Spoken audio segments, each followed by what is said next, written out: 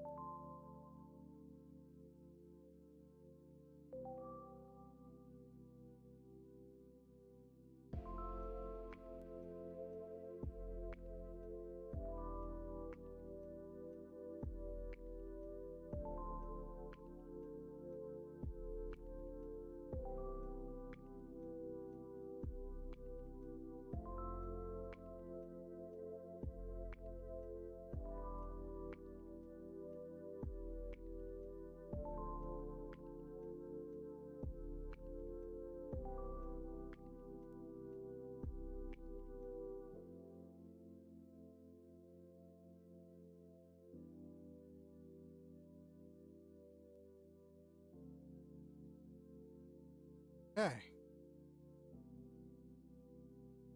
Second to adjust my chair.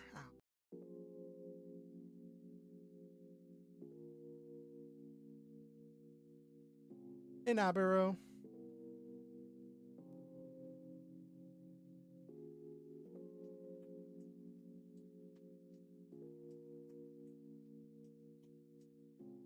Alrighty.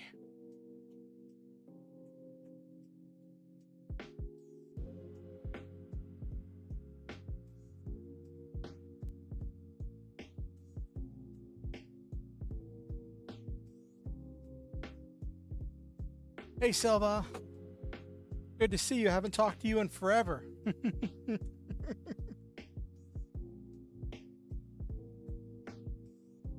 That's a joke because I was just talking to Silva earlier today. Something to think about. If you recall in Vanguard, there's the reverse unit. If the word is not pronounced in reverse despite the R being backwards. Yeah. Reverse was around when I was first getting into Vanguard. Like actually getting into it. My first Worlds qualifier I went to was in the reverse season. It was when they were doing team fight, and you were either team reverse or team not reverse. And I took it really personal, and I let it get to me because I really was like being in deep in my ideological, spiritual warfare, like taking stuff way too seriously phase. And I did not like the idea of using a reverse unit because I'm like, they're evil. I was straight Chuny. But I played what was that one? The Narukami reverse unit.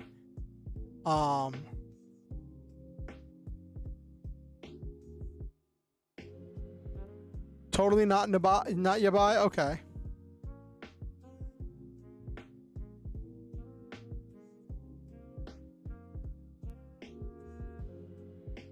Vowing Saber Dragon. That's what it was. Vowing Saber.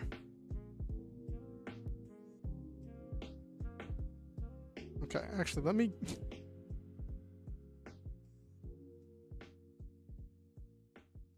Well, almost everything got an update in V-Series. As if premium didn't need to be any crazier or more expensive. Okay.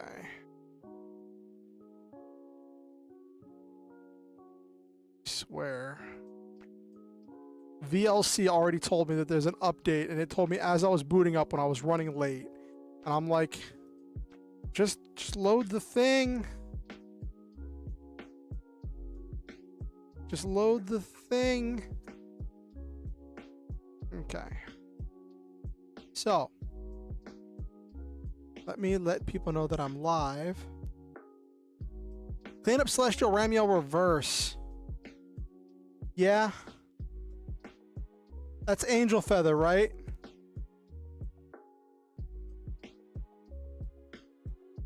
Alright.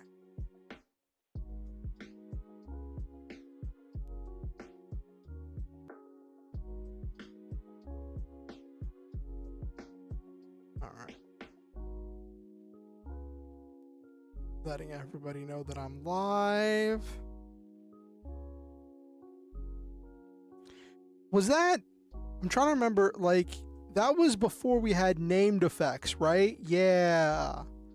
When Reverse came out was when we were first introducing specific counterblasts. Where it was like an Eradicator counterblast or stuff like that. That was when that was first getting introduced, was Reverse, and that was deep in the Limit Break era. That was like, because we had Limit Break, we had Ultimate Break. Well, Limit Break was like kind of in the middle of all of that. Oh my gosh. Trip down memory lane, holy cow.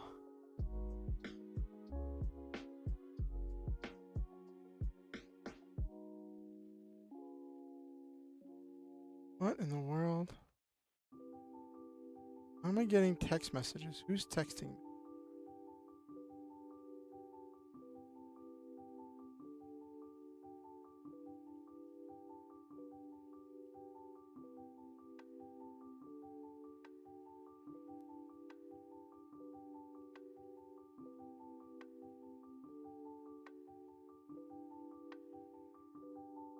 A new effect, she gains 20k by locking all rear guards. If you block her, you got a counterblast 2 or block with a number equal. Okay.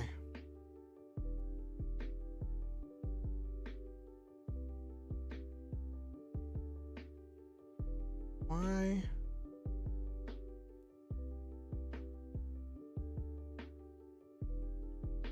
Oh, they sent me a picture of the order.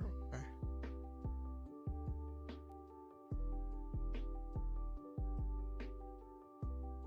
I treated myself a little bit today. I really shouldn't have, because I can't really afford it. But I did it.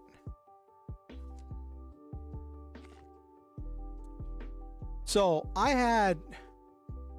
It's fun because your damage is important still. So losing your hand or losing your counterblast. Yeah. Yeah, forcing your opponent to overguard.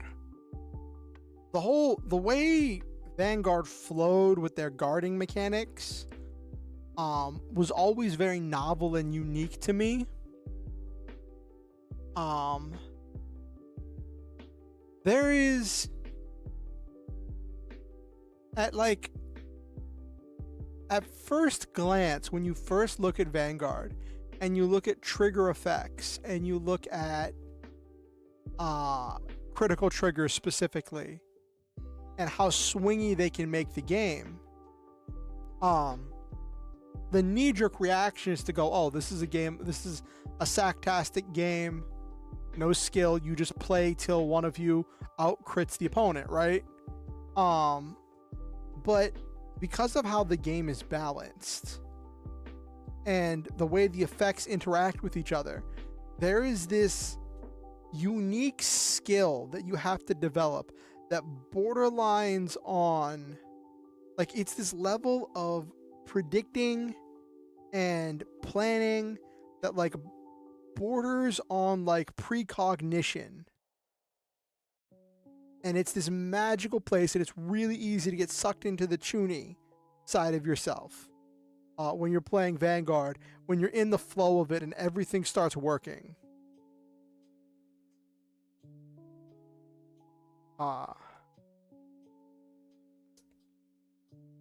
It is a magical thing when this stuff starts working in Vanguard.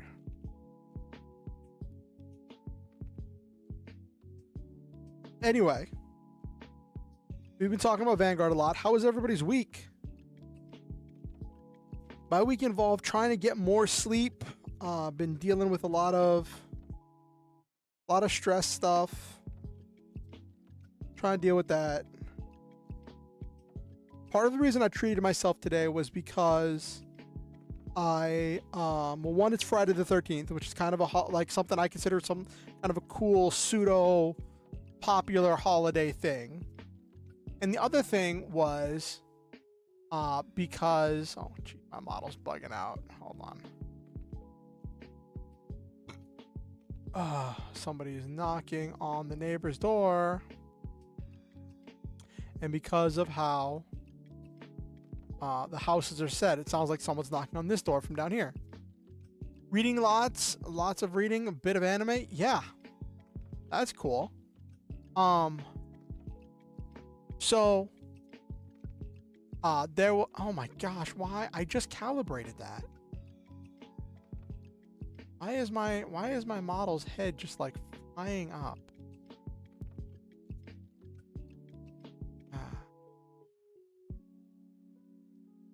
There we go. Cool.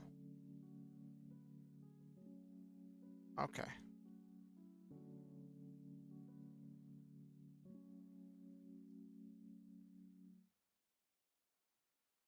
Okay. Anyway. So, I did something today. Something I have been putting off doing for a while. I applied for forbearance on my student loans. If approved, that would mean I would go 1 year without needing to make student loan payments, without it having to go into into default. And they still have to approve it, so I don't know if I've got it yet. I just applied today.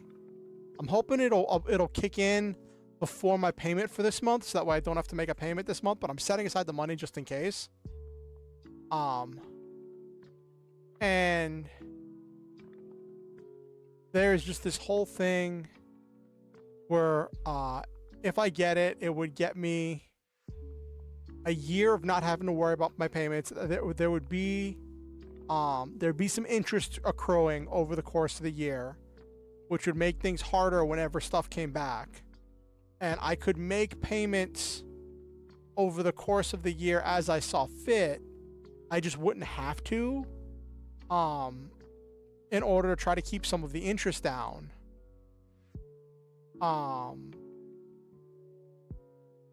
And so yeah, there's a whole thing with that. And I finally applied for it. I've been putting it off, and I was really scared and nervous and worried and stressed out. And I finally did it, and it didn't take nearly as much effort as I thought it was going to, and I did it. I also did something else that I want to try out here, because we're coming up on time to start the gaming portion of tonight's stream. Let me try something.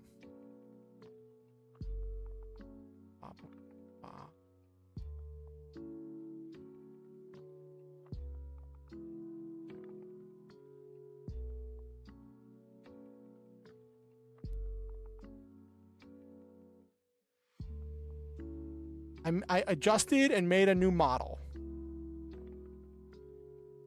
It is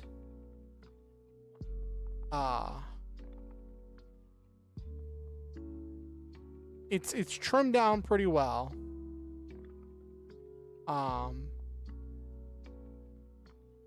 But I made something special for Friday the 13th.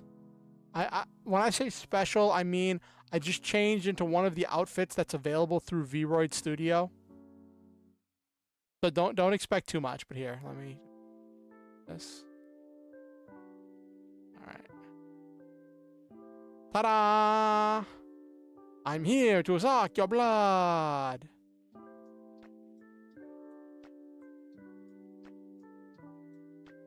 What do you think?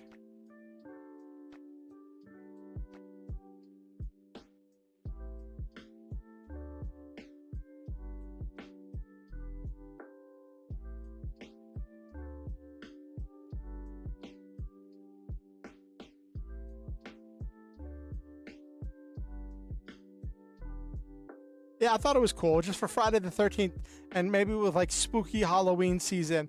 I thought it would be nice to just do a little bit of a change of pace. You can't really see the cyber thing underneath here, but like I'm still wearing it, and it's like cool, fancy vampire clothes.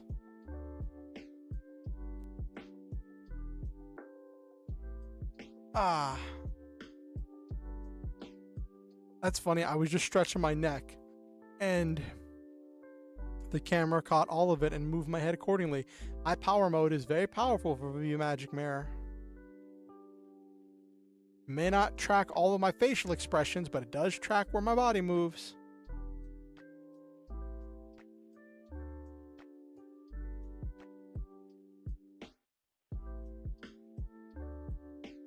But yeah, so I think Silva told you about this, Nabiru. I started looking into like watching some other anime, and the one I was looking into was Zoid's Wild Zero. Like I tried watching some of Zoid's Wild, and that was just hard to watch. It's like all of the worst qualities of Pokemon and DBZ anime smushed together with none of the charisma.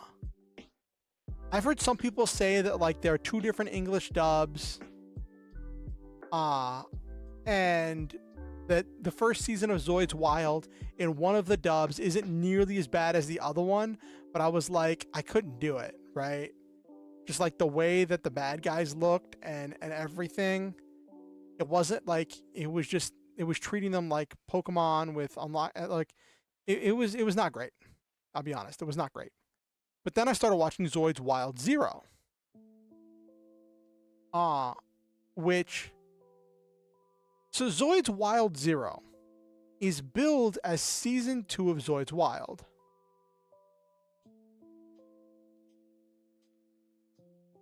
Yeah.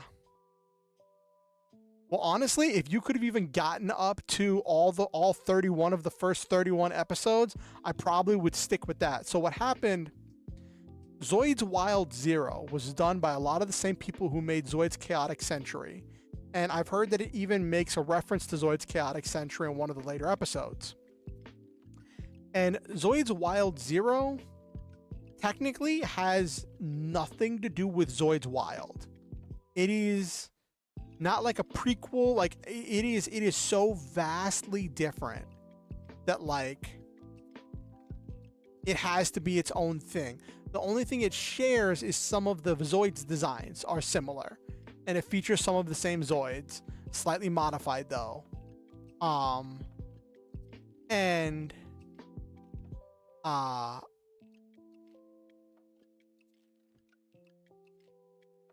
Yeah, so what happened when Zoid's Wild Zero was airing, COVID hit.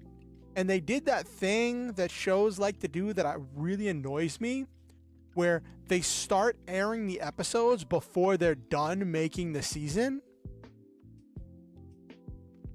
So they're rushing to finish the episodes as the season is airing, which like always frustrates me. I get it. They want to make money as soon as possible, right? And not wait for everything to be done to start making money on it to pay all the bills and yada yada, budget, blah blah blah blah blah blah blah blah. Yeah, so what happened after episode 31 was when COVID hit, and they went on hiatus for like, I think it was like 6 or 7 months. It was some period of time that they went on hiatus, and then they came back and did 32 to 50 later. But apparently it delayed the dub, and all of the sites, all of the extracurricular sites, air quotes there, that would normally have it, just stopped carrying it because no one was uploading it whenever it started showing again, because like the world was in the middle of COVID. It became lost media due to COVID. And I found out, because I did some research, uh it became lost media, and also there was a lot of copyright restrictions on it. It was apparently it was on Netflix for a while, and when it was on Netflix, I guess they were like very intensely trying to take down all of the uploads of it in order to try to maintain their exclusivity of it, which is fine until Netflix dropped it. And I'm like, well, Netflix dropped it and Crunchyroll didn't pick it up. Nobody picked it up. So right now, all of the best uploads of it that have all of the episodes are region locked and cannot be displayed in North America. It is absolutely ridiculous. There is no legal way right now to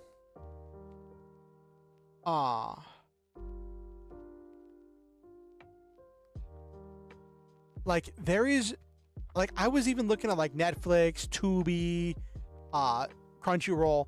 There is no legal way to watch Zoid's Wild Zero in the US right now since it got dropped from whatever site was hosting it.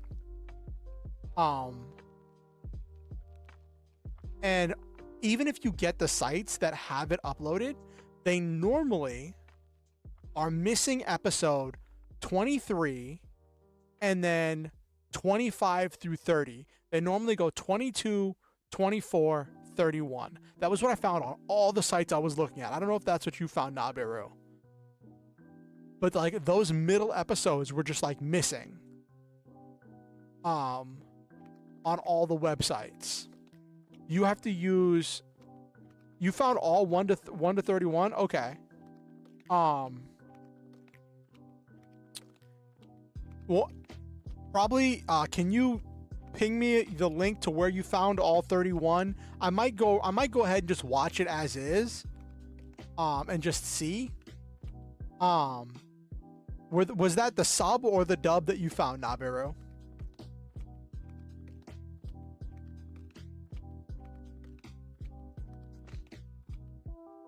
So, but here's the thing, right? The RAWs are available. Someone has the RAWs uploaded of all 50 episodes. Just no one subbed it. In order to watch, I think it's the dub. The only way to watch all 50 episodes of the dub, and even then, I think it's only the first 48 episodes. Yeah, gonna have to learn Japanese. Exactly, Silva. So, apparently, the 48 of the 50 episodes are uploaded to YouTube in a playlist.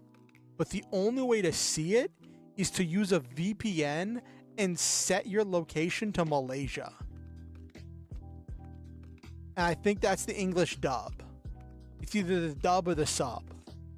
So like even that doesn't have all 50 episodes. Somebody said they thought that they found all 50 on Malaysian YouTube, but like it's just so silly that because of COVID, because of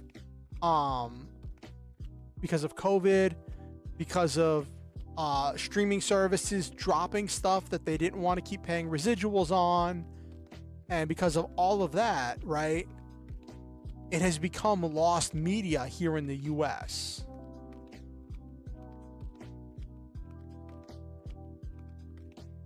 It's just silly, and like it's really frustrating because I really liked it.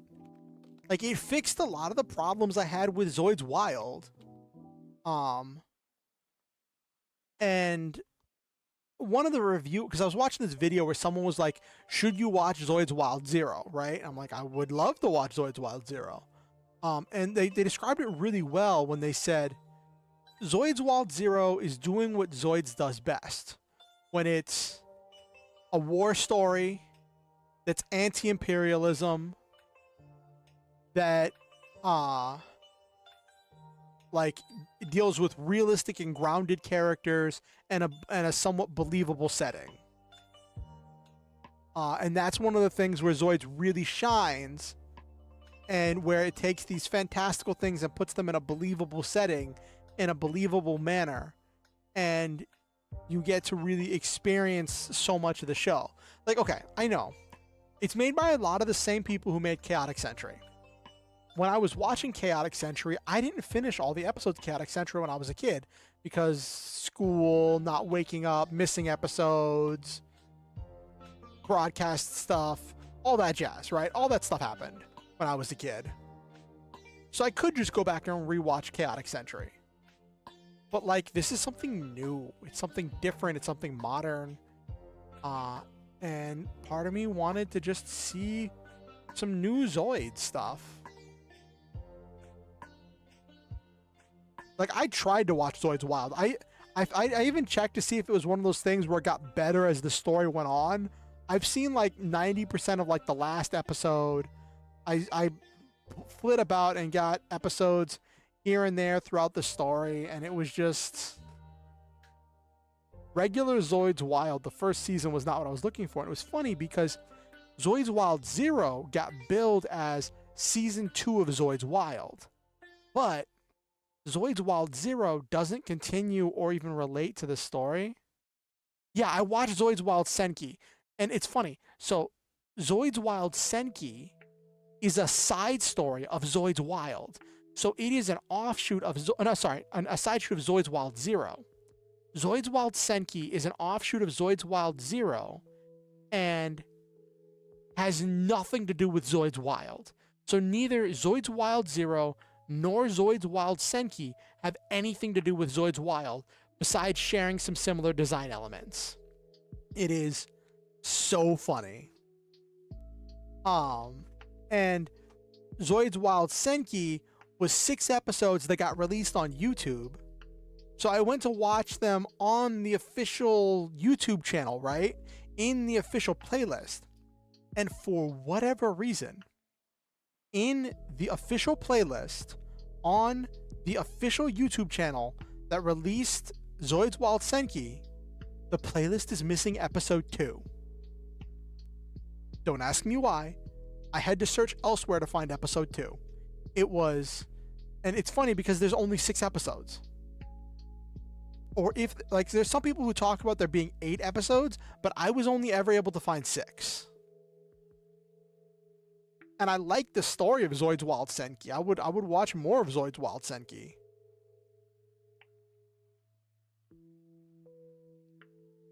The subtitles were very rough on Zoids Wild Senki. Let me check something.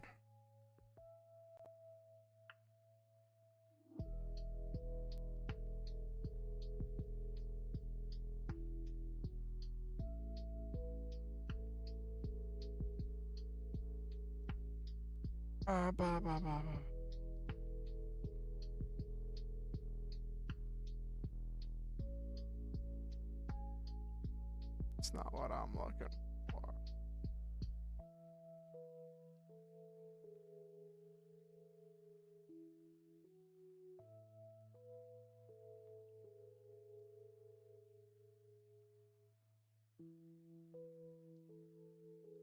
Yeah, so, online just has 6 episodes of Zoids Wild Senki. Yeah, I just checked my normal sites. And that's just funny. So Zoids Wild Senki is 6 episodes.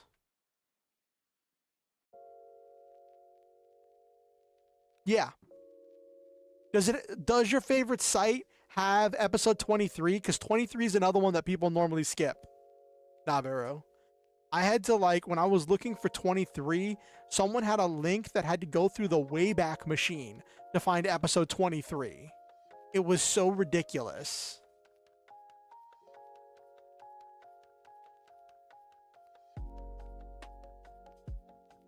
But yeah, check your source. Naberu, see if they have episode 23.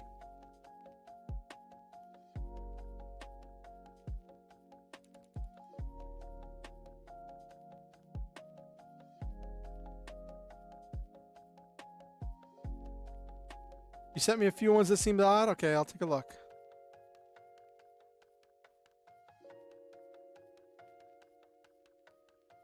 Yeah, I've seen the one where it has the Raw and has all of them on Raw.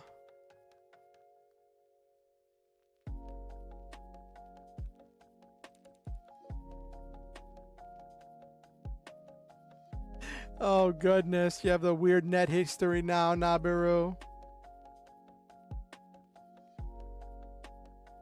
Oh yeah, and then there was the beta series one that requires membership. I don't even know if that costs any money. I'm like, are they straight up charging money for that? And I don't even know if it's the English.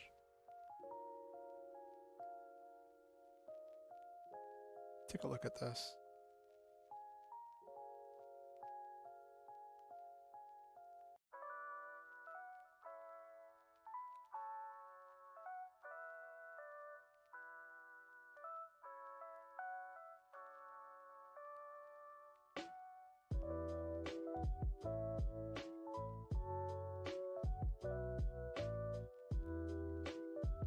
Yeah, Daily Motion, and like people were uploading it to Daily Motion, but like it just got hit in the middle of the pandemic.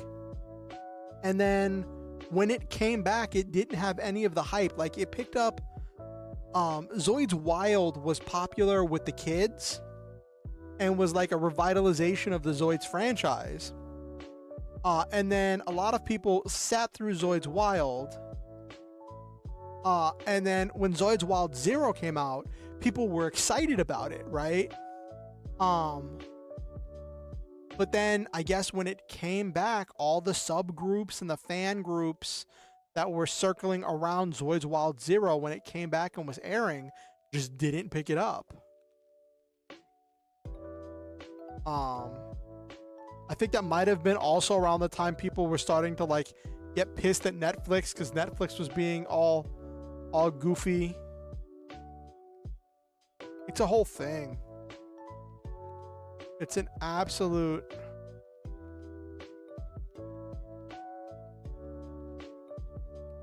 Yeah, Bilibili is region... Well, okay, so Bilibili is the Chinese equivalent of YouTube.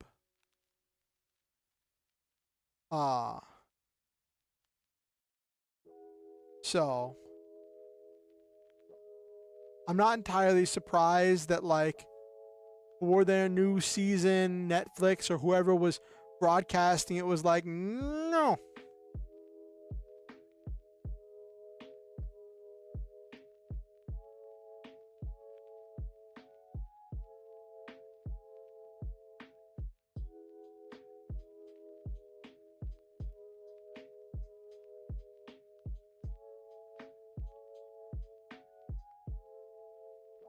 I don't like the series has been out for like 2 years.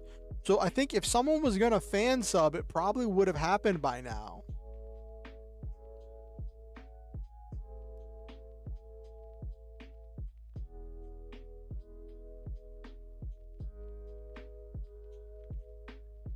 Um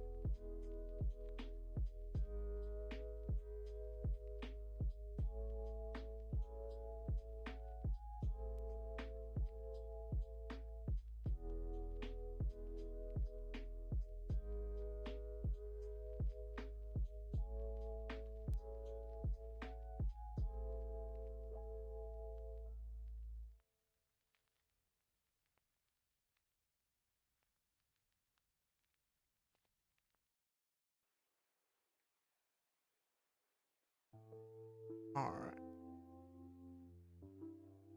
For example, Detective Conan has a lot of fan sub despite being old and massively popular. Also, Comey can't communicate. People also prefer the fan sub over any real sub. That's funny.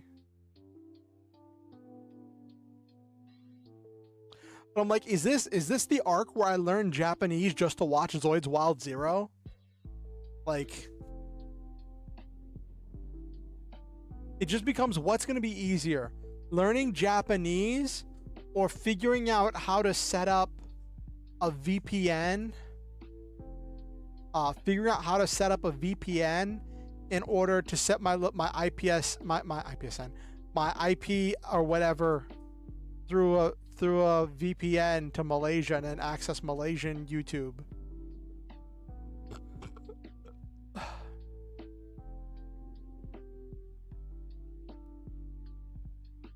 I don't even know all the ins and outs of what it would take to do that. I have such limited experience. Like, I tried using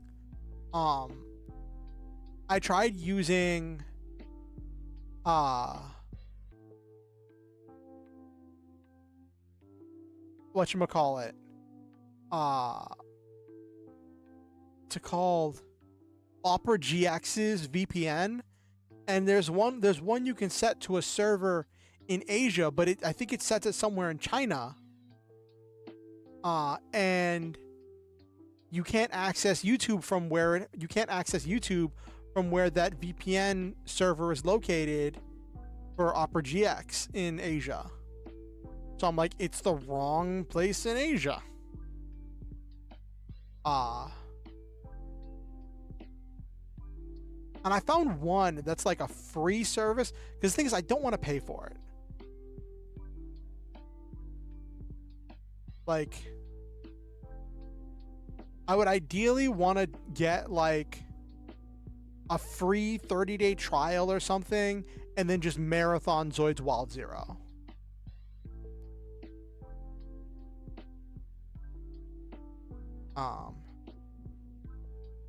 But yeah, so that's been a lot of what I've been working on. Also, I want to share something. I joined the r/Zoids Discord server, and I was talking to someone in the lore channel. I joined because I wanted to ask them about watching Zoid's Wild Zero, and everyone ignored my question. So I was just like, oh, okay, sure.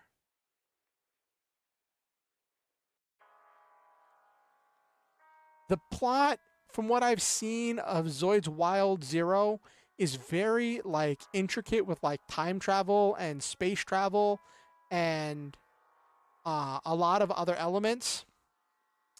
So I'm not sure if I want to do that, Nabiru. Though it's really funny. When I was in college and I was marathoning Naruto, I was deep in my anime phase. I was all about watching Naruto and watching Bleach. And like, I was getting the Naruto fan subs from Databayo the Wednesday after it aired. And I remember I was so hyped to watch one episode. I don't even remember the episode. I just remember I was so hyped to watch one of the episodes that when there was a delay on the fan sub, I just watched the raw and I understood like 80 to 90% of what was happening. I just remember being like, okay, I understand what's happening. This does that, that does that, that does that, that does that. And I was able to put most of it together. I think I went back and watched it once the subs were released, and I was like, I was only off on a couple things, and it was just really funny.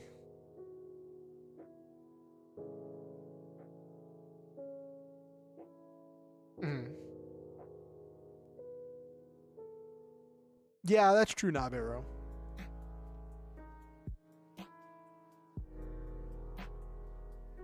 Yeah, some of the text is just really kind of goofy. That's almost what I had to do with Zoid's Wild Senki, because the official subs were so bad. The official subs for Zoid's Wild Senki was so bad. And it's funny, Zoid's Wild Senki was 6 3.5-minute episodes. So you'd think with such a short series, and that they were making them a month apart, that they could have got good subtitles, but they really didn't.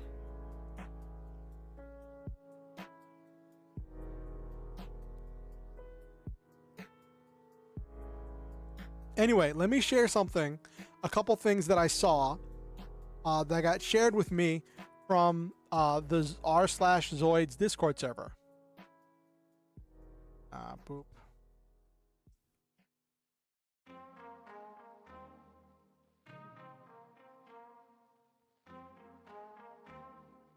So someone started talking about a Zoid's life cycle in like the wild Zoids, like from the original battle story. And I was like, I read about that, this, that, and the third, about how they reproduce, but I didn't actually understand how it works. So I asked, and someone shared these 2 diagrams with me. So this is the basic life cycle of a wild Zoid.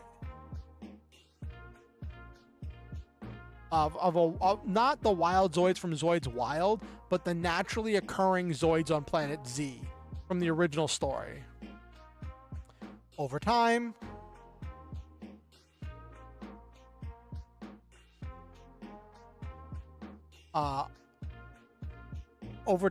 the as part of its, as it's growing, its adult body will grow 2 to 3 cores within itself, and then when it dies, those 2 to 3 cores will shoot out and spread out, making their way to the metal ion-rich oceans, consuming the nutrients and the metallic particles from consuming the metallic particles from the water in order to form a body, and then eventually some of them will crawl back onto land in their full adult form. So this is a really simple diagram of a Zoid's life cycle that is really cool. And then somebody shared, and then the same person also shared this, an even more detailed look that goes into much more specifics and has actual text explaining stuff.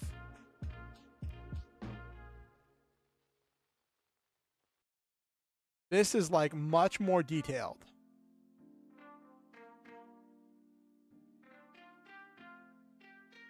That like goes through the different phases of development, and it really highlights one important thing, that after the Zoid core gets inserted into a new body or gets remodeled into a combat Zoid that the characters are piloting, it loses the ability to reproduce.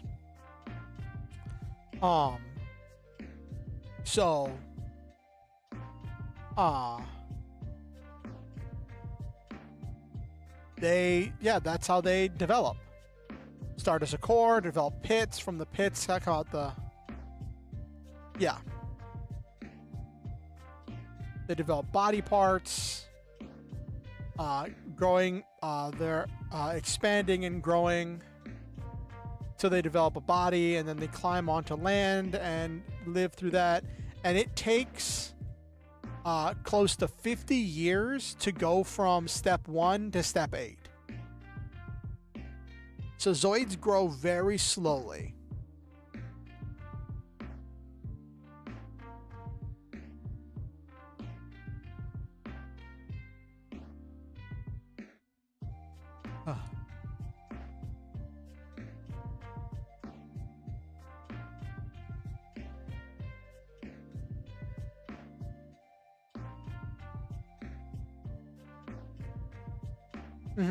Yeah, something like that, Nabiru.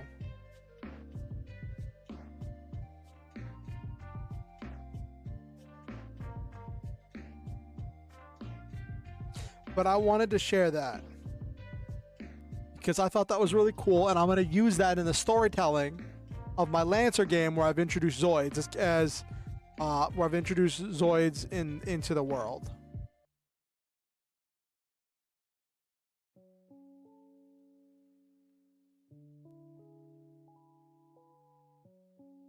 Anyway, let's get this game started.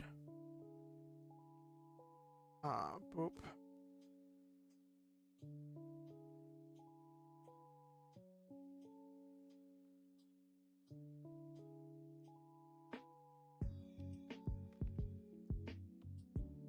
Okay.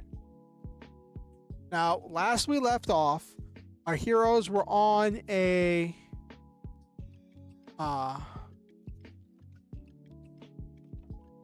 also, Nabiru,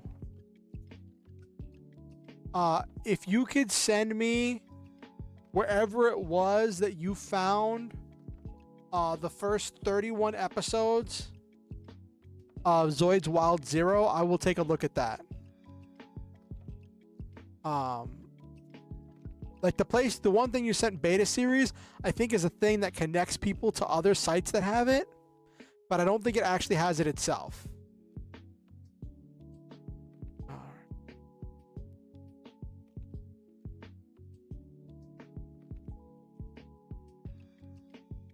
I presume the characters are on an island because they washed up after a ship or after getting thrown off the ship.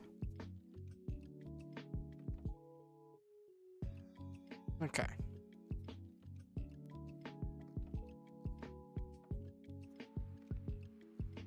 Okay. All right.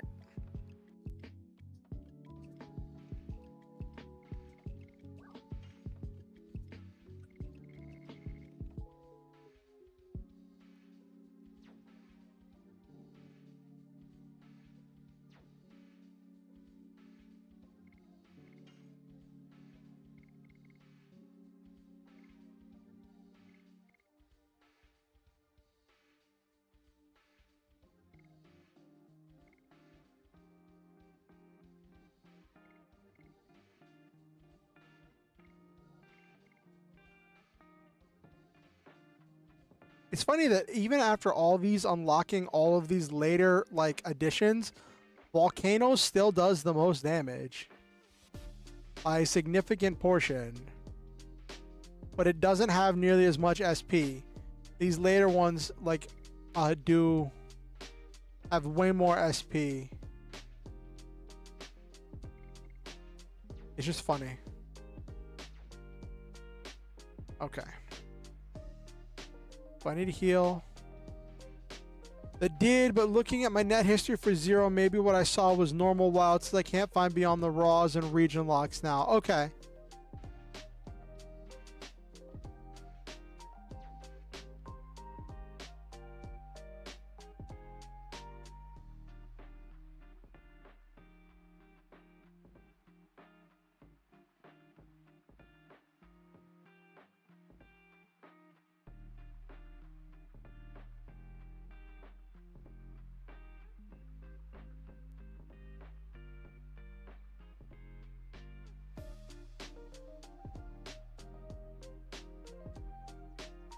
How do I go?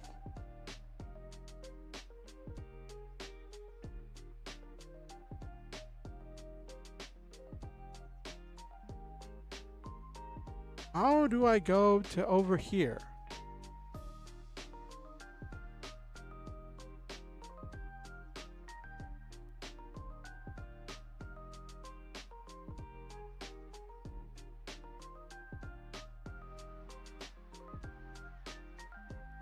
Okay.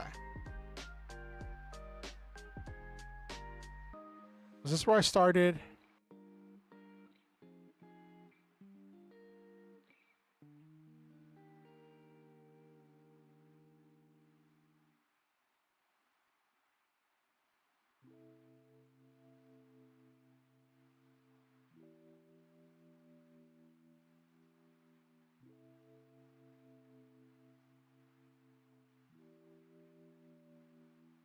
Okay.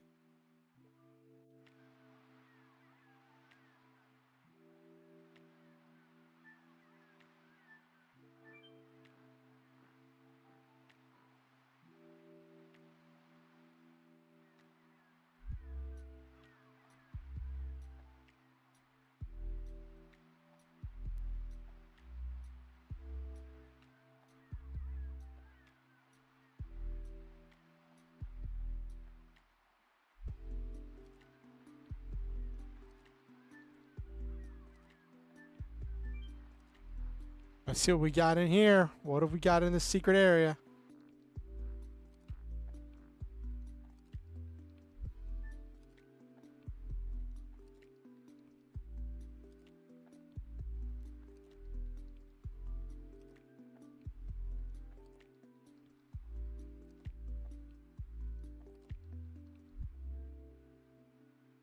Come on.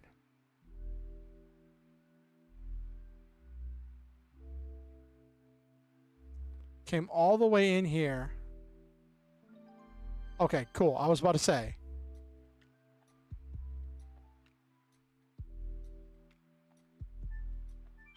If I came all the way in there and didn't even get a Stardust, I was going to be mad.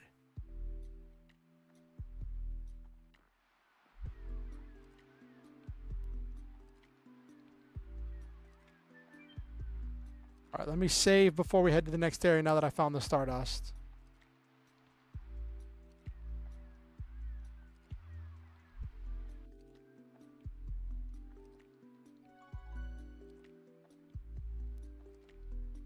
Hey, L Squishy.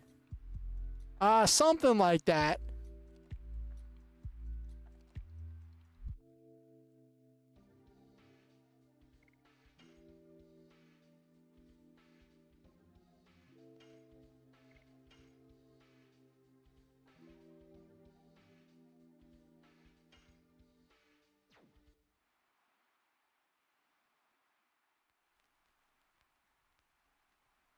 Okay.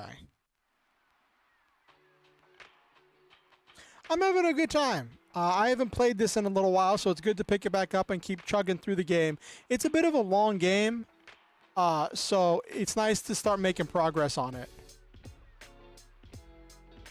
I'm hoping to finish it at some point.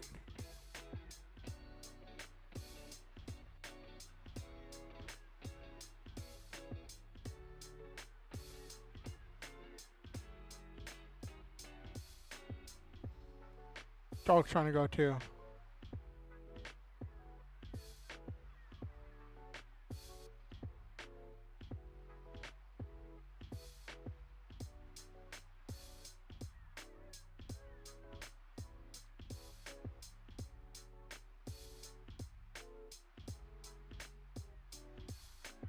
Of course, she just says it in the scariest way possible.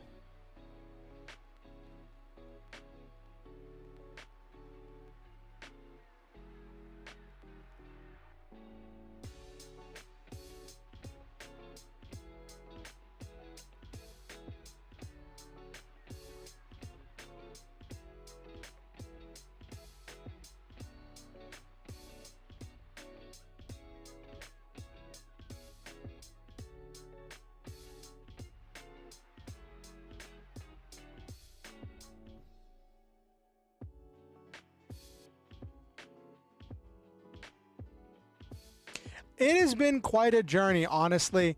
I played it when I was a kid, but one of the discs was scratched. And then I tried playing through it when I got it as an adult. I got it on the PlayStation Store when I was playing through it before, and I got even further, right? And I know a lot of elements from how it ends, from reading fan fiction and my friend telling me all about it and all that other stuff, right? And my friend showed me like the ending cutscene. My friend made a really silly and very immature joke because like he showed me the final cutscene and like we were teenage boys, right? And he had like the PlayStation controller could vibrate, right? And that was the thing that happened, right? And there was so much vibration happening in the final battle and final cutscene that like he made a joke that he could just leave the controller on his crotch. It was so like at the time I was like, but yeah, yes, exactly. But like, we were teenage boys, so like it happened.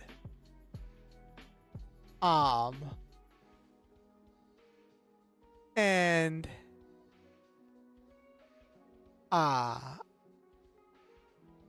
yeah, so that was when I was a kid playing it, and I read a lot, and I mean a lot of Legend of Dragoon fan fiction.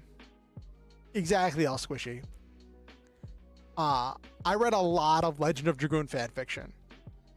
I was very into fan fiction. So I have a general idea of how stuff goes, but actually like experiencing it is something I haven't done. And I got through it further as an adult when I was playing through it when I had a PS3. Back when the PS3 came out, I bought it. Because it was for sale on the PlayStation Store. And then someone broke into the house I was staying at and stole my PS3. And I was like, what? So whenever I started streaming and I started doing content creation, I was like, you know, let's do a Let's Play of Legend of Dragoon. And some of my first videos that I uploaded like over 5 years ago were me playing Legend of Dragoon. I have been playing this game off and on as I've been off and on with my content creation, taking time off here and there and doing stuff. But the one constant is I've been on this same playthrough of Legend of Dragoon, trying to chug through it for the last 5 years. Just because life happened and I couldn't really get through it that quickly.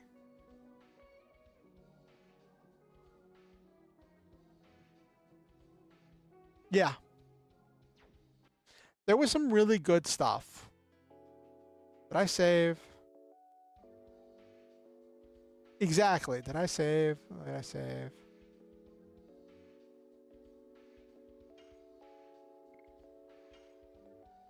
Elisa Bay. Yeah.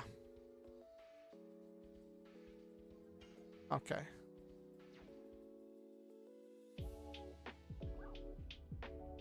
All right, let's go to this undersea cavern.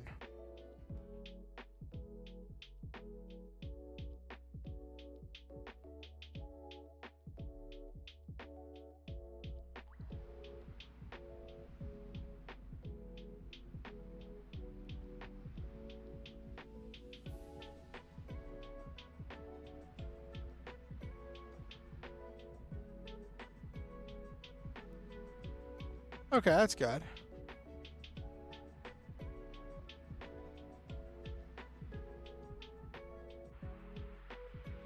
All right, let's see how well I do. I haven't used Rose much because I know about some of Rose's story. So I haven't been super motivated to invest a lot of time and energy into leveling up Rose. All right. Too early.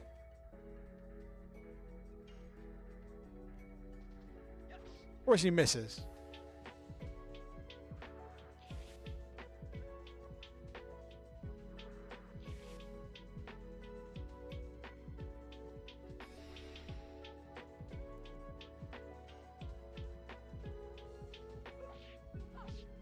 I was too late. Did a decent amount of damage. Oh, great. The thing is, this place does water, and that's going to hurt Dart really hard. Or ice. Yeah. Dart's going to be taking in chunks of damage.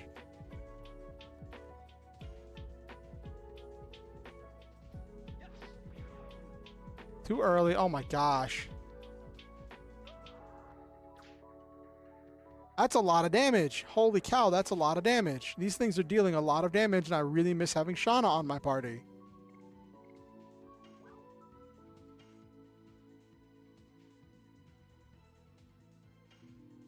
This isn't even a boss fight, and I have to use a healing breeze.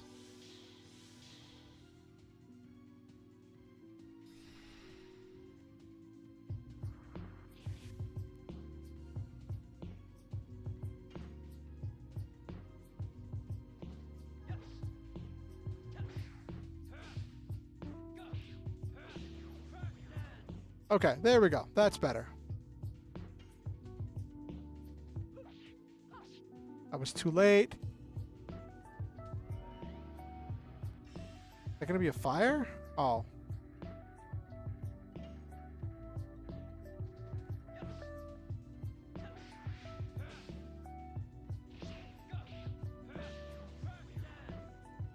Okay.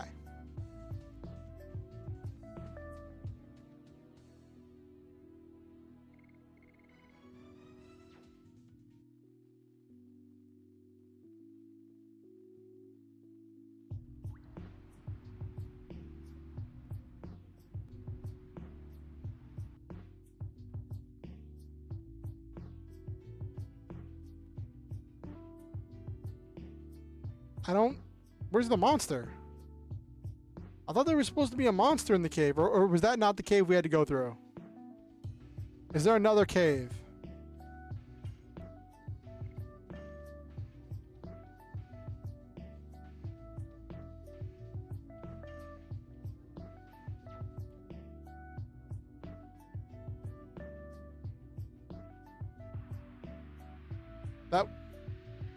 This is the next city. I didn't see it. I mean, was that the monster? Like, it hit, but like, we beat it. That wasn't a boss fight.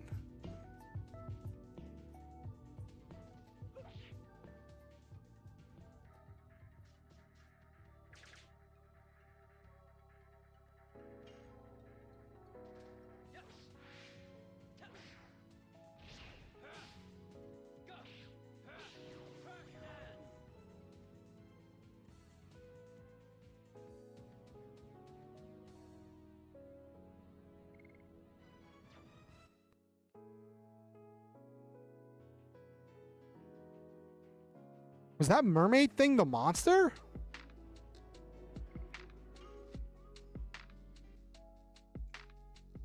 No way. Yeah, the classic transitions.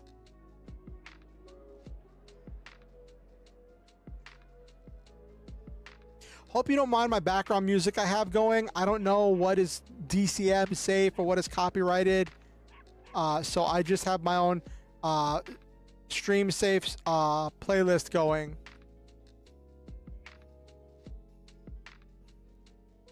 Okay.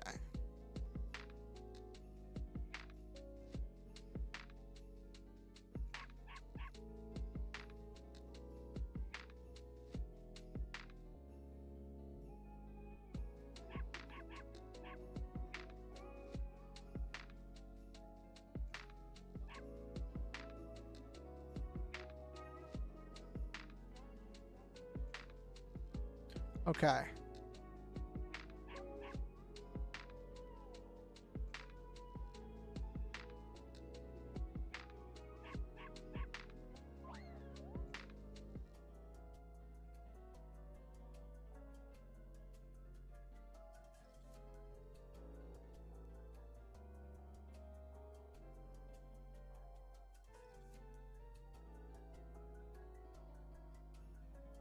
Okay.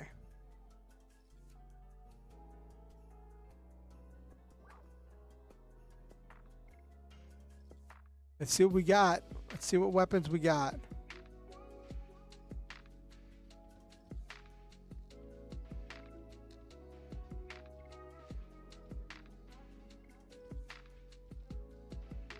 Ooh, drops magic defense, but increases.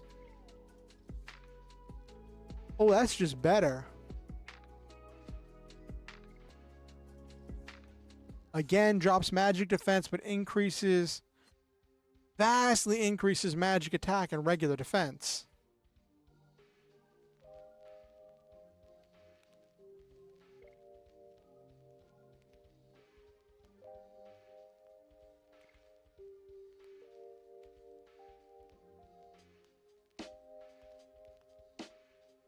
I'd say for increasing regular defense by 5 and magic attack by, what's that, 14?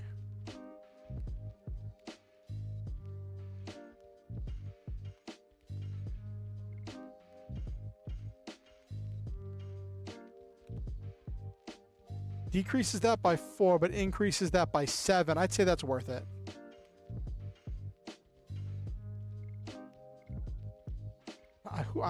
Oh, that's probably Maru who uses the Morning Star.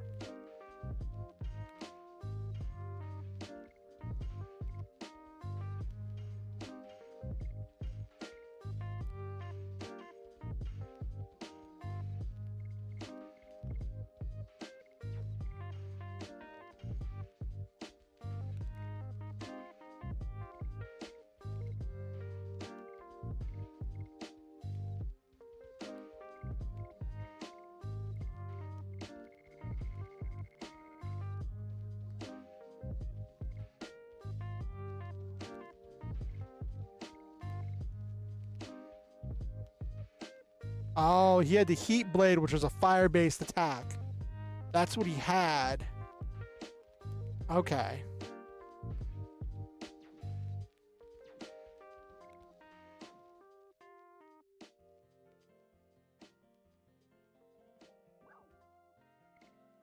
Same guy's selling both things, but he's acting like they're two different shops. That's funny.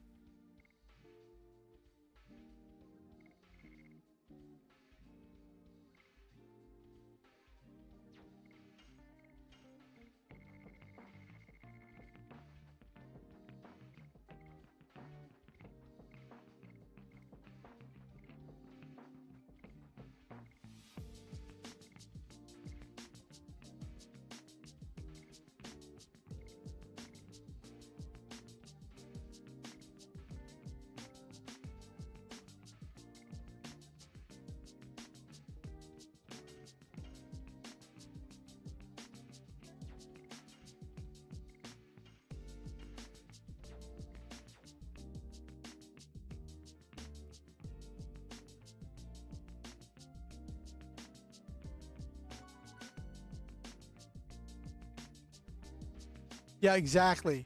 Fast NPCs, Nabiru.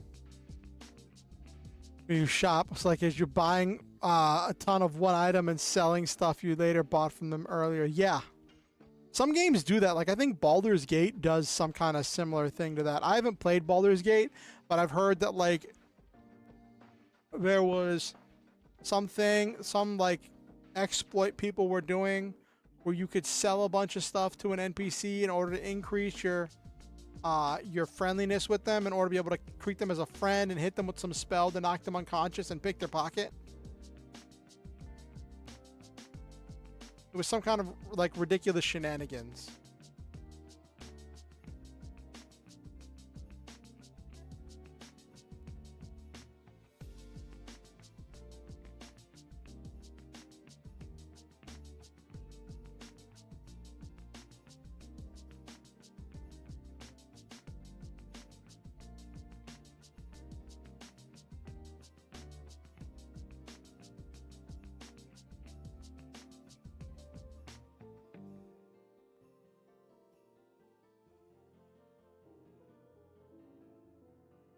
Okay, so I can't stay here. I want to see if I can talk to that girl.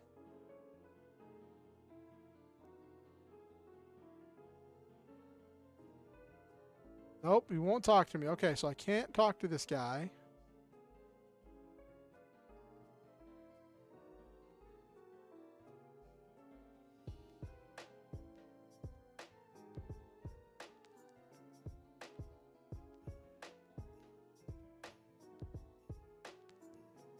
That's really creepy, kid.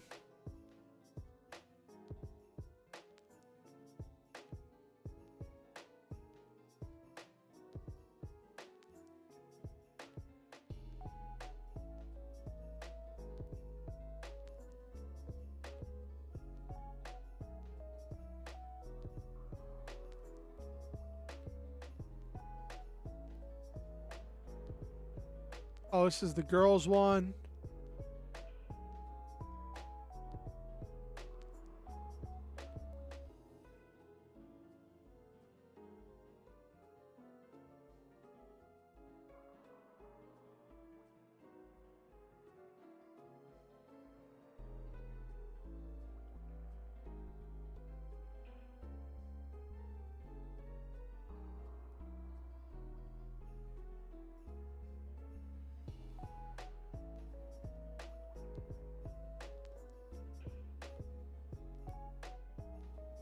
Let me check over here, see if there's anything over here.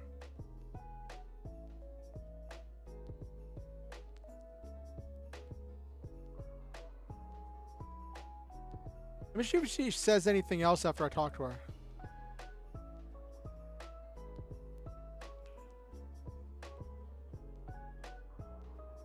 Okay.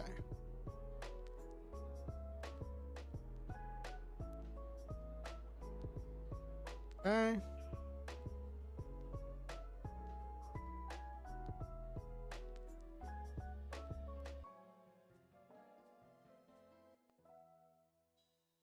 Okay.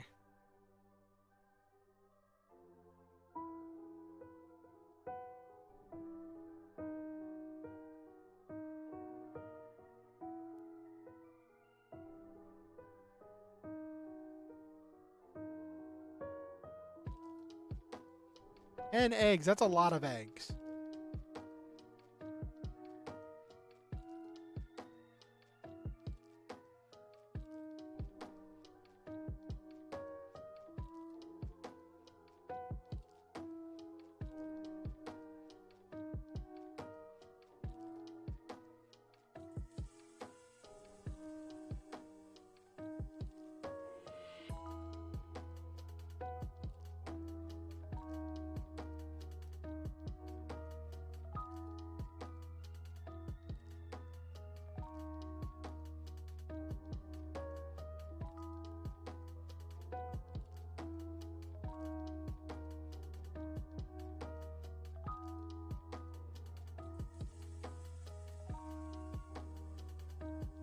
Oh my gosh, does the same thing. I didn't know if I was going to get something different.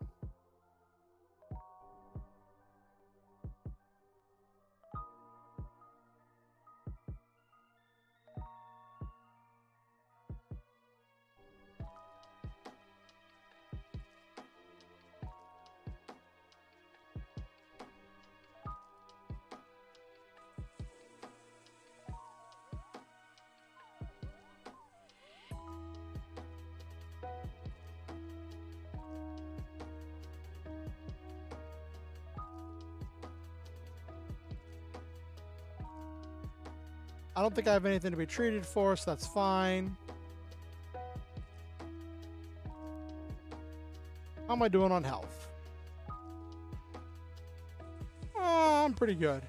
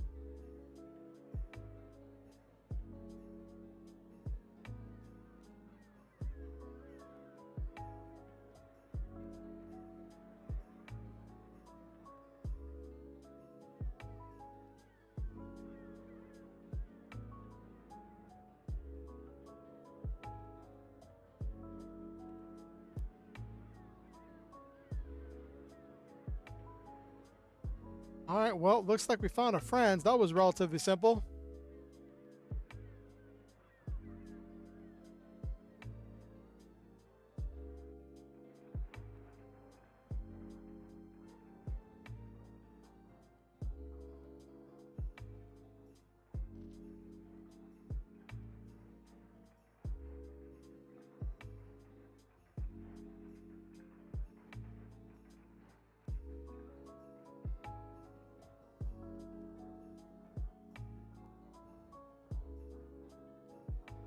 Oh gosh.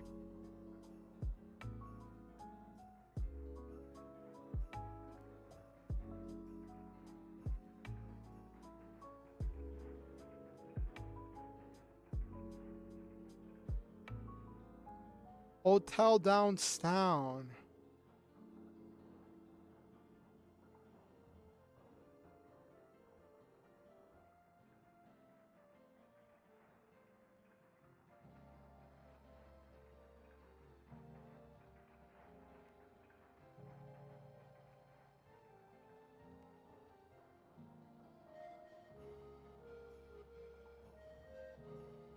Now I have to go back to the hotel. That's funny. Oh, Maru.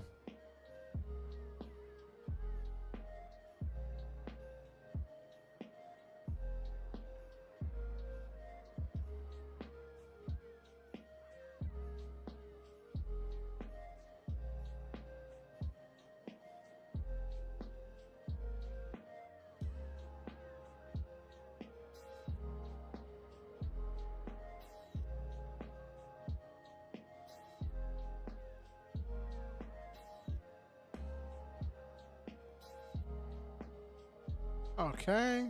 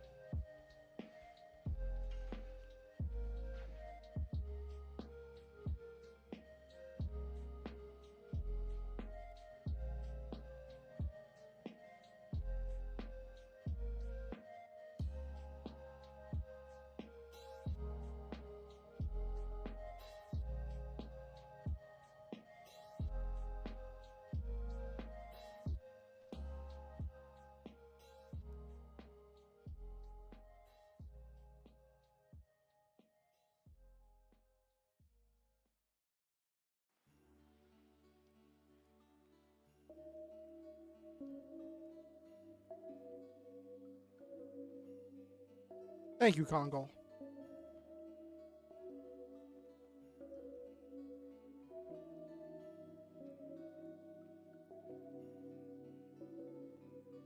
Everybody's saying go see Shauna.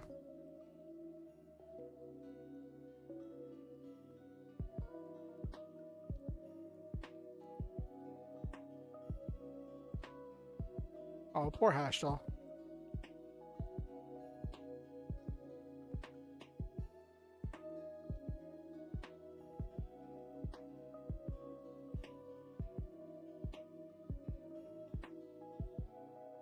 Okay.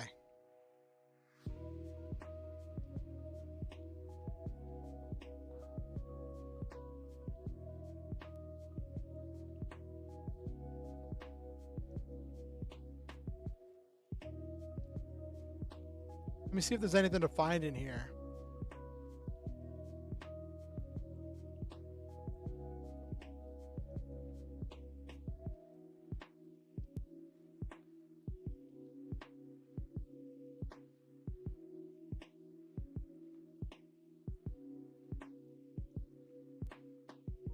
Okay.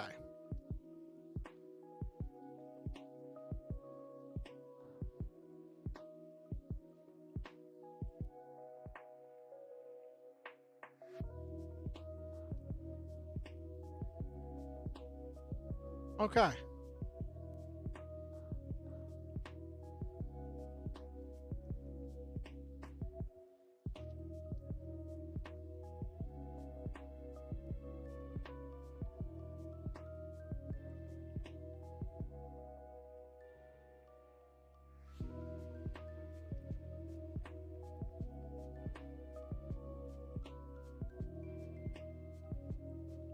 Aw. How touching.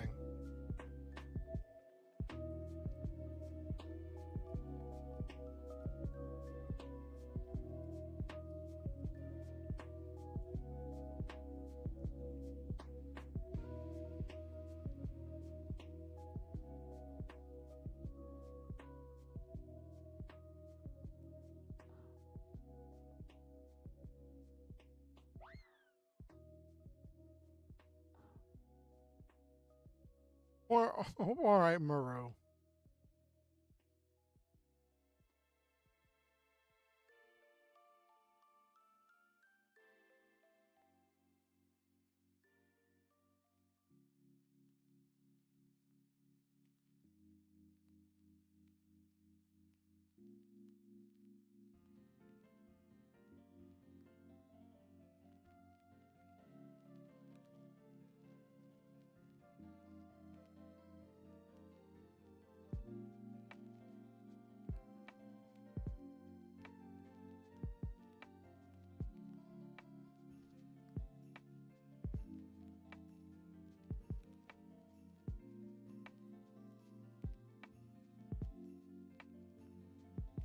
Oh, Maru. Why you gotta ask the...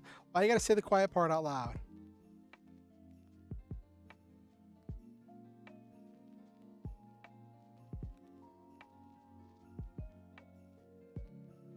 Okay, Hashtal. Being the dirty old man.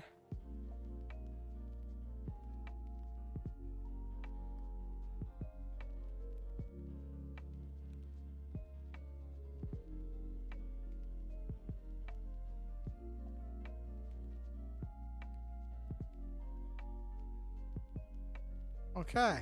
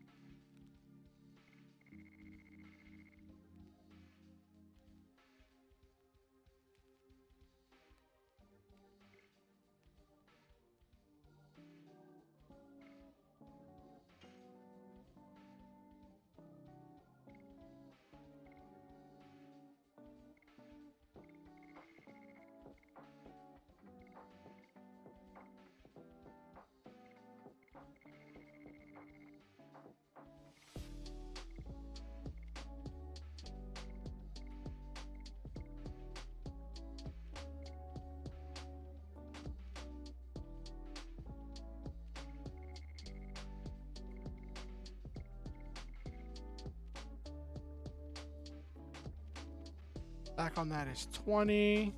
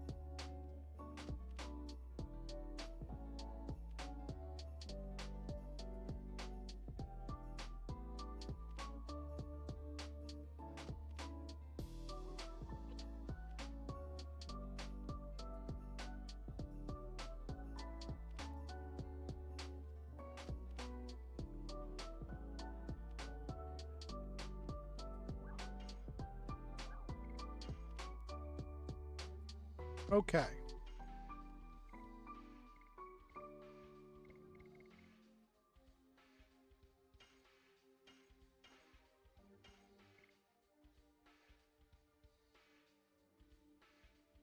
Uh,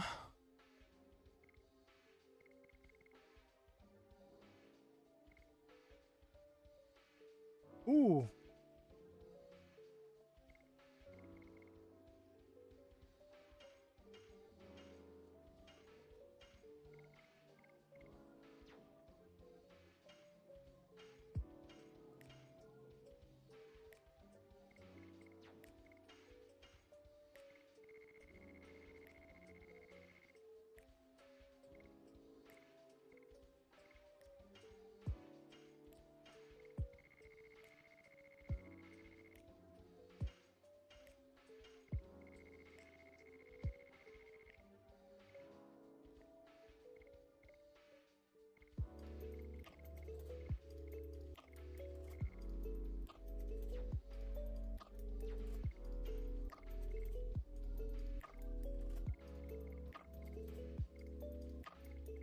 Okay.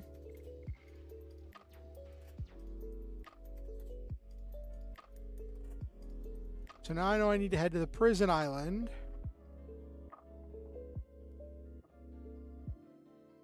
I know that like the water dragon is the last one we have to defeat in order to get Maru's Dragoon Spirit.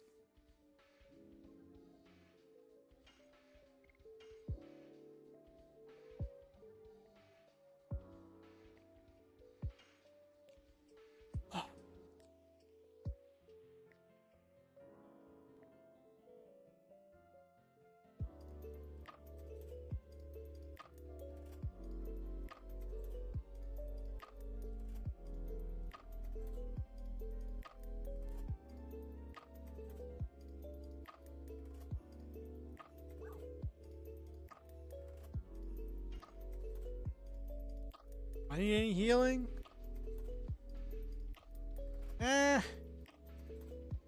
I'm good for now.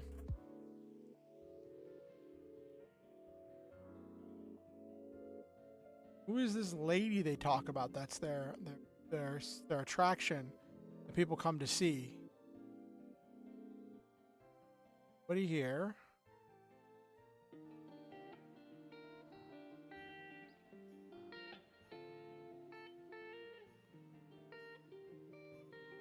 Not much of an inn with only 2 rooms. Albeit there's bunk beds, there's 4 beds in the other room, there's 2 beds in this room.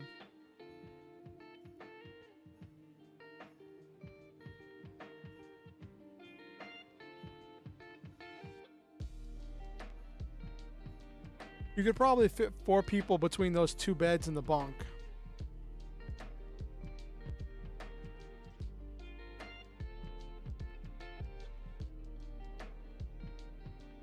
Alright, so apparently there's some old lady that's become a contrivance for people to come see.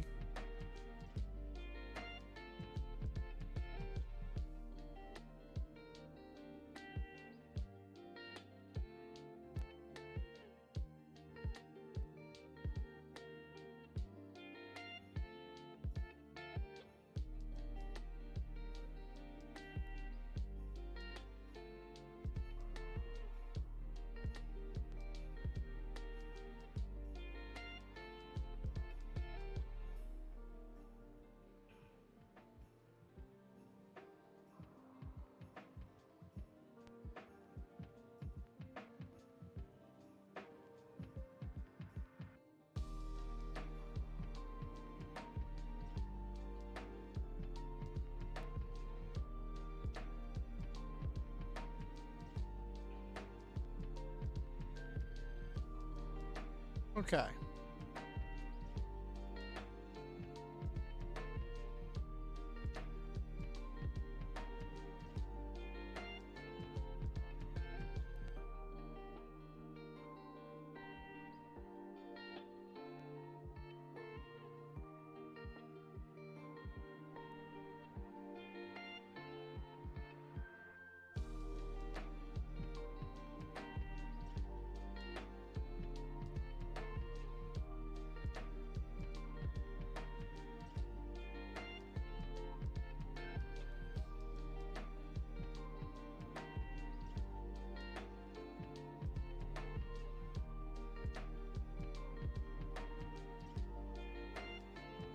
I think I have to stay at that inn.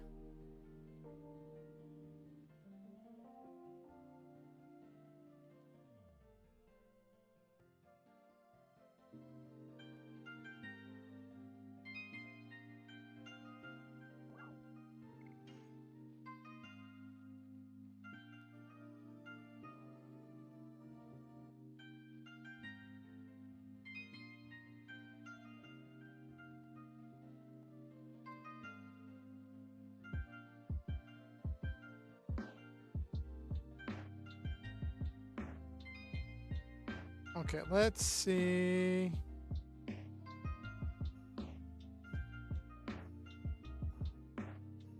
See if anything's changed. No.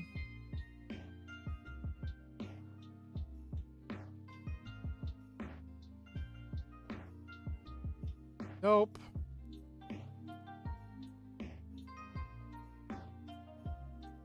Can't believe better part of an hour's already passed. At least we got everybody back together.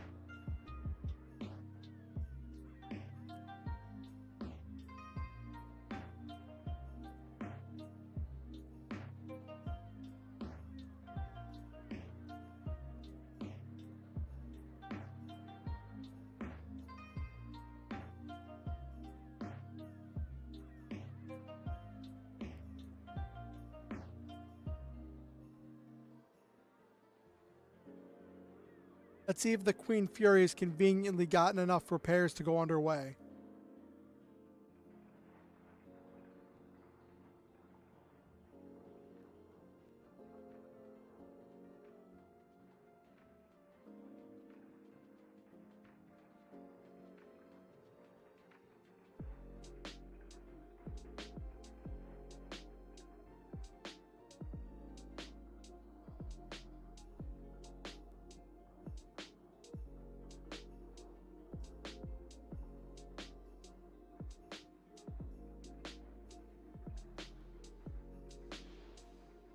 Hmm?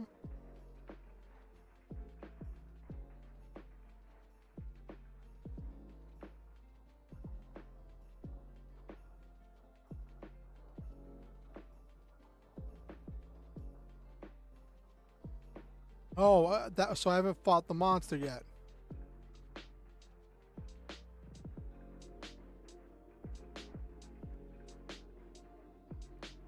Alright, so now I have to go back into the cave. So now we're going to go fight the monster. Okay.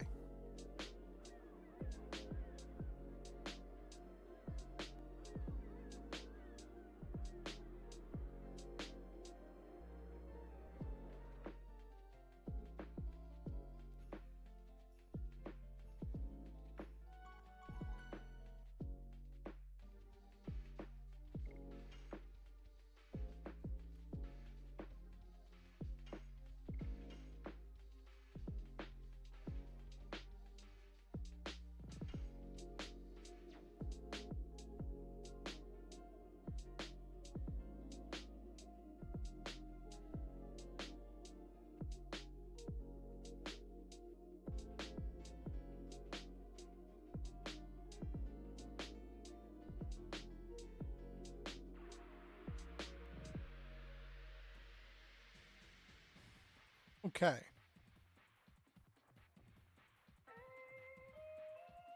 Ooh, what's that? That does a lot of damage.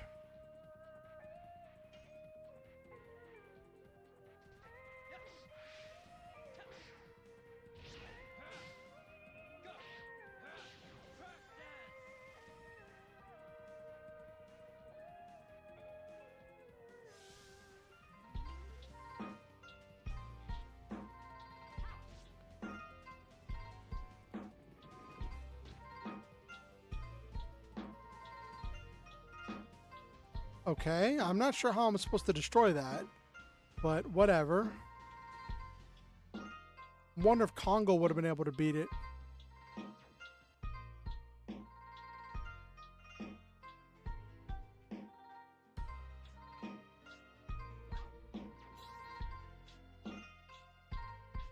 So somehow I got to make the water drop and go down that other pathway.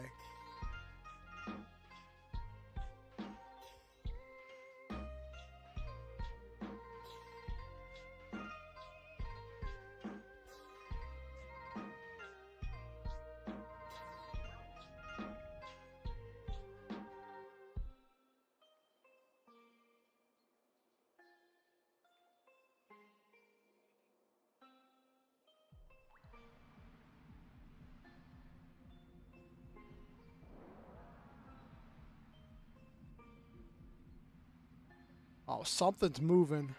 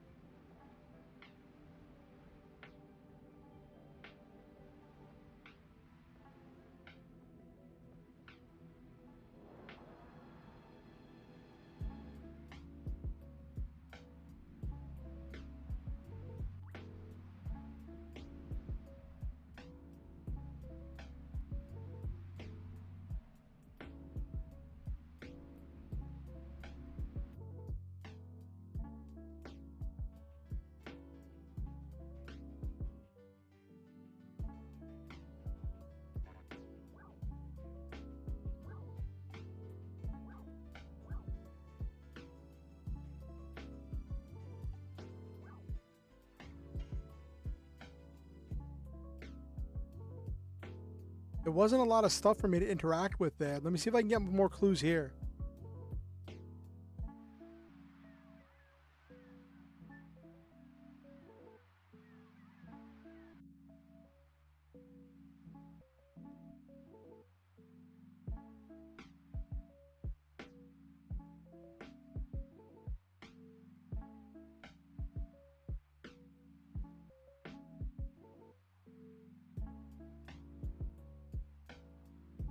Okay.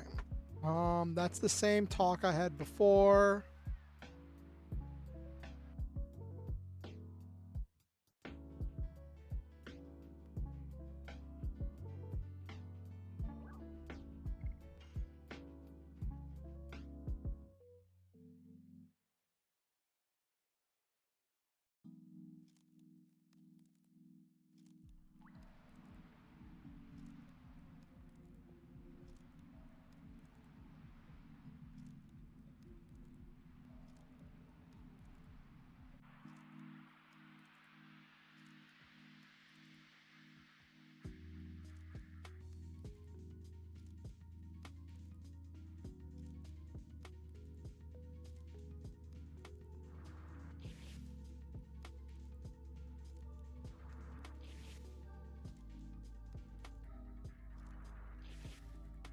That's a lot of damage.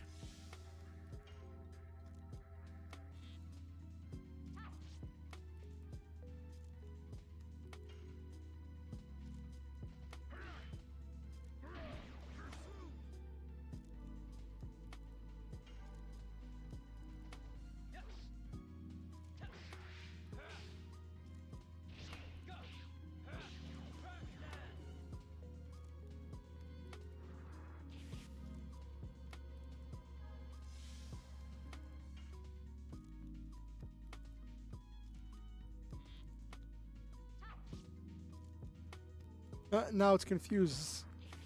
Of course, it's even through its confusion, it can still hit an enemy.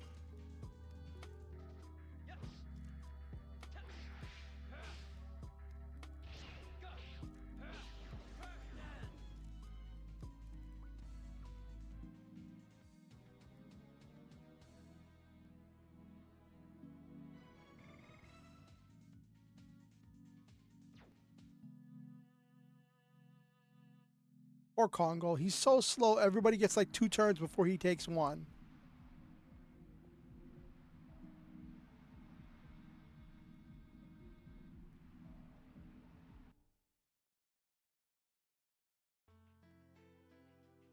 Let's see if there's any clues from talking to people in town.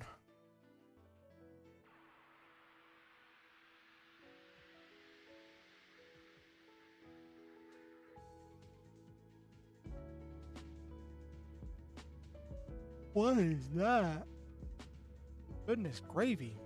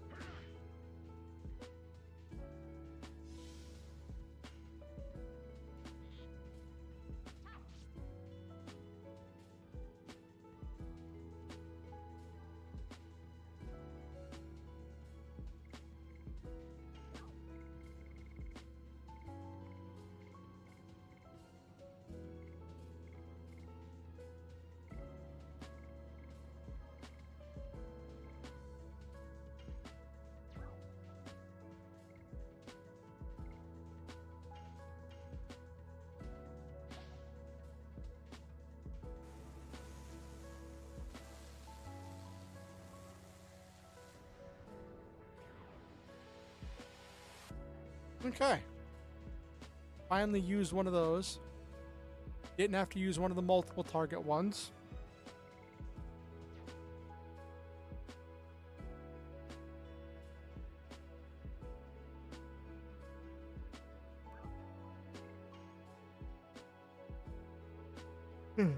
See if that drunk dude has any more to say.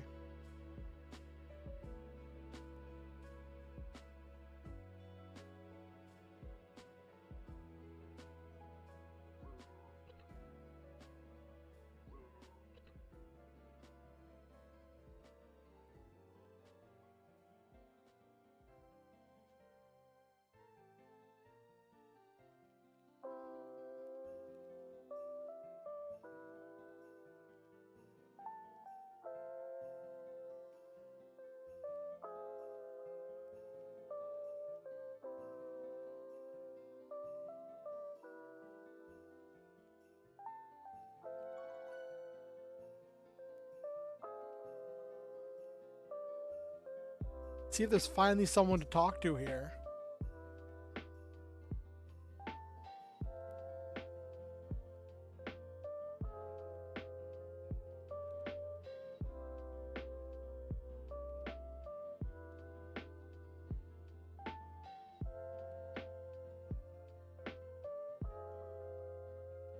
Hmm.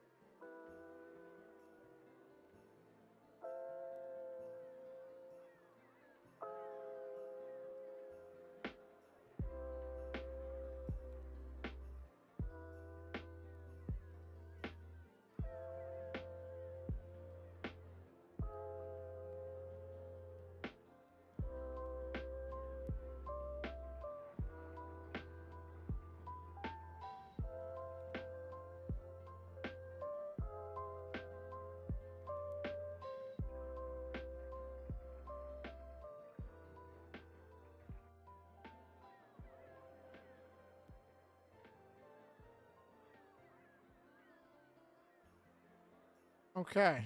Well.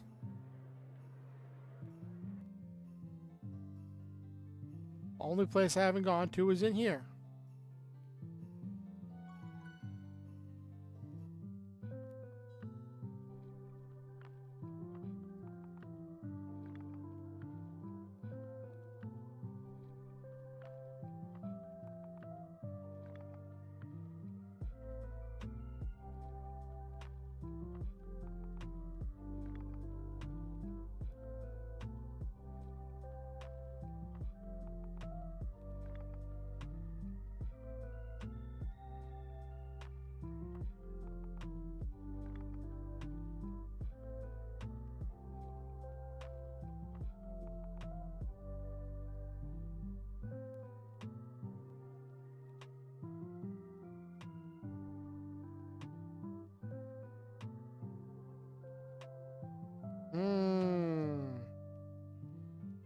Trying to figure out what I'm supposed to do next. I'm getting stuck here. I don't want to have to boot up a walkthrough to figure out what to do. But I'm like really stuck here.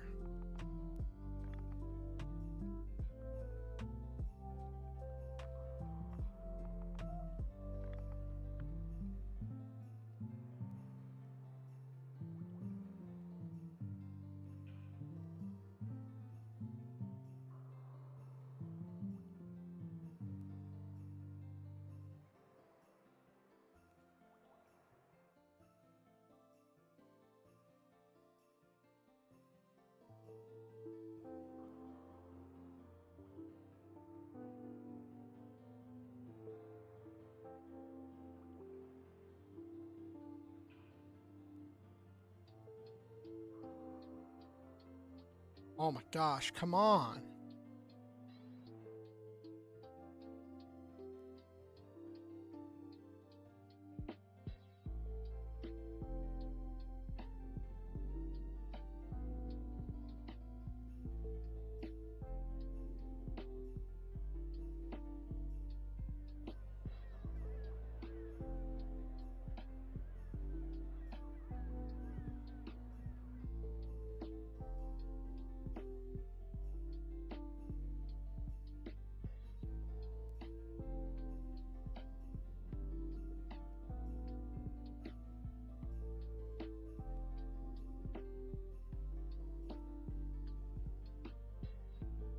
What old lady? There's so many old ladies.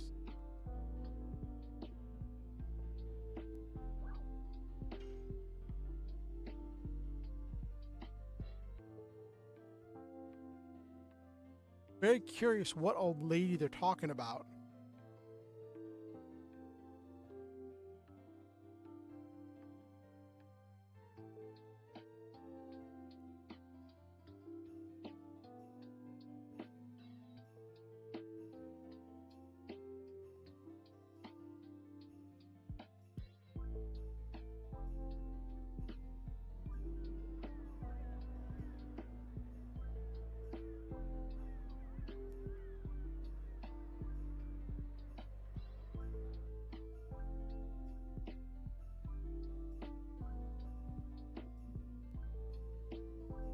All right, I'm gonna look it up. I didn't want to have to do that, but this leaves me no choice.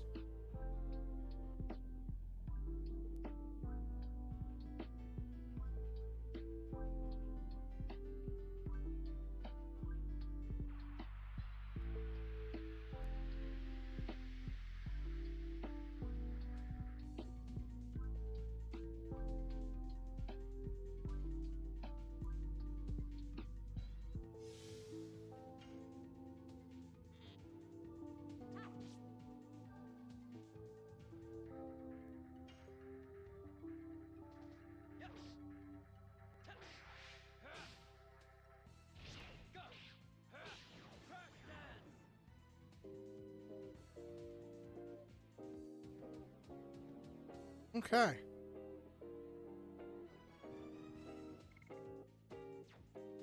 Give me 1 second.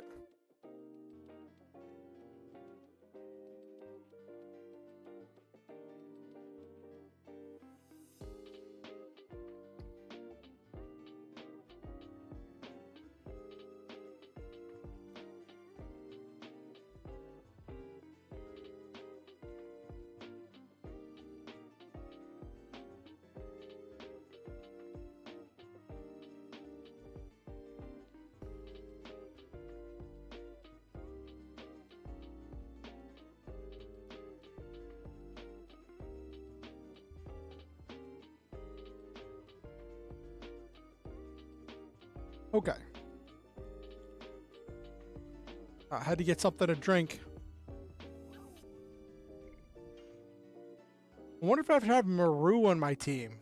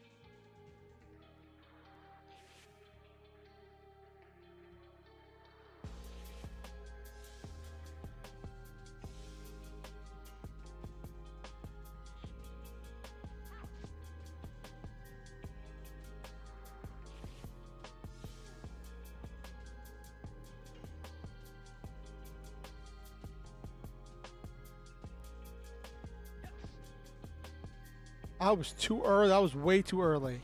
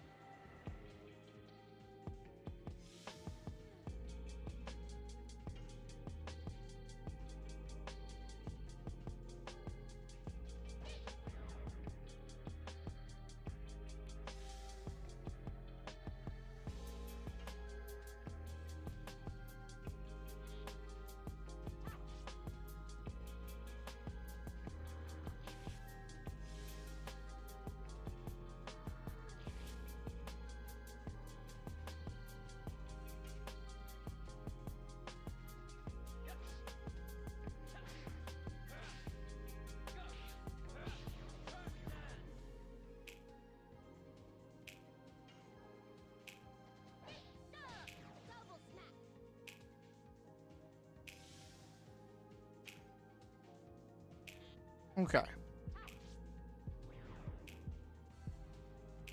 Next fight, I'll have Dart just block in order to regain health.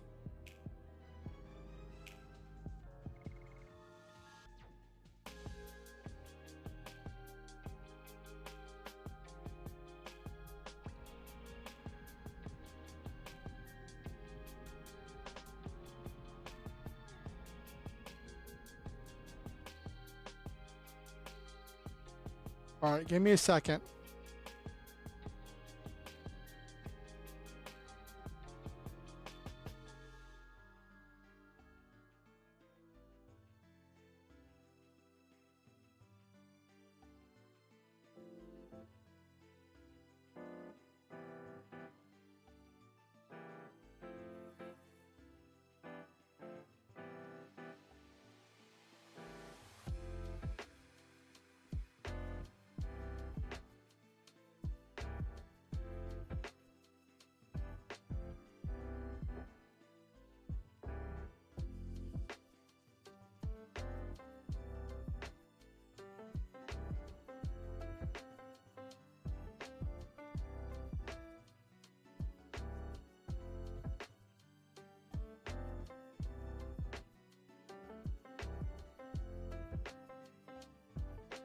Doo-doo-doo-doo.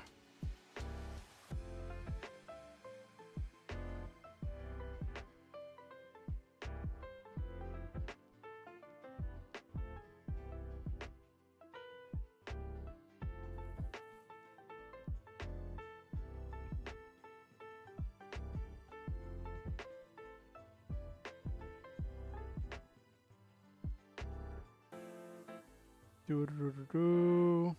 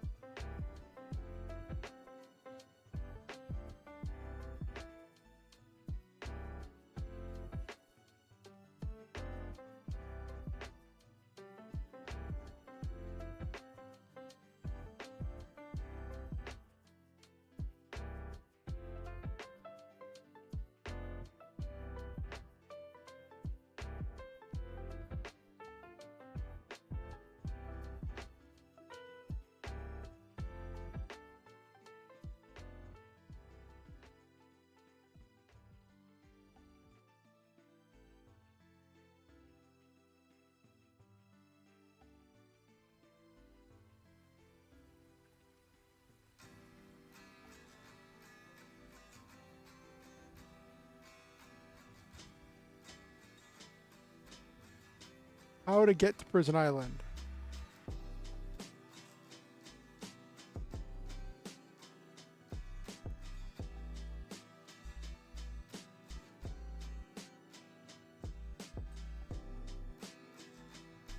How do I... What is the name of this undersea cavern? Okay.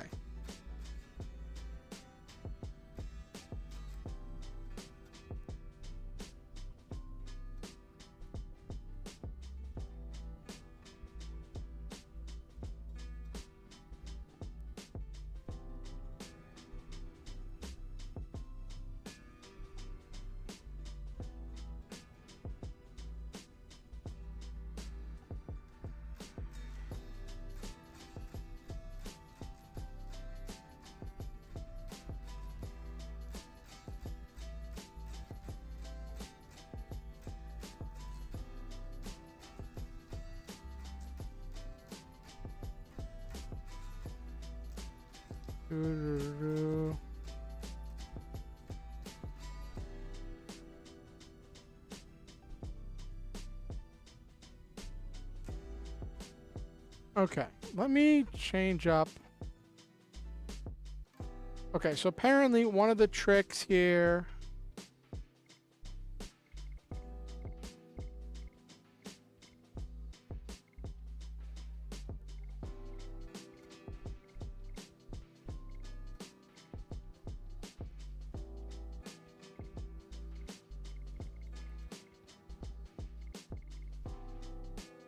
ba ba ba ba.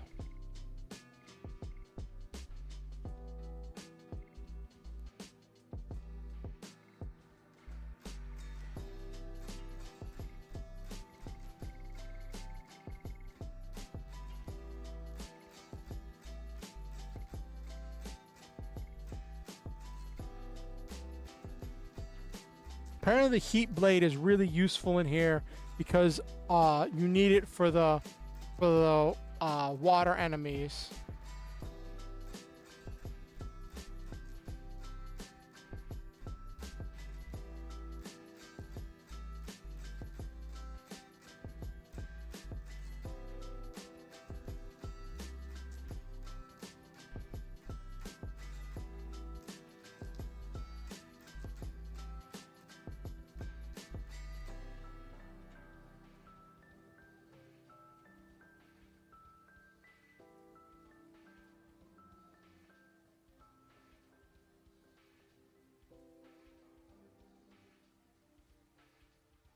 Head back to Lidaria and talk to the chief.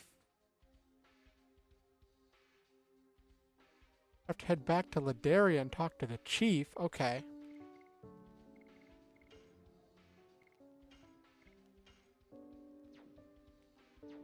Apparently I'm really under-leveled for this, because in the guide I just looked at, it said to grind to your level 30 in order to do this boss fight.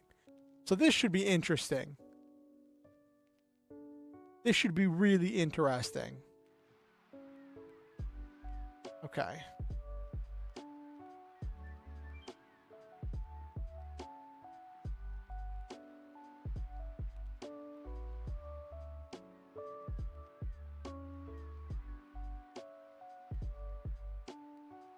I go past him?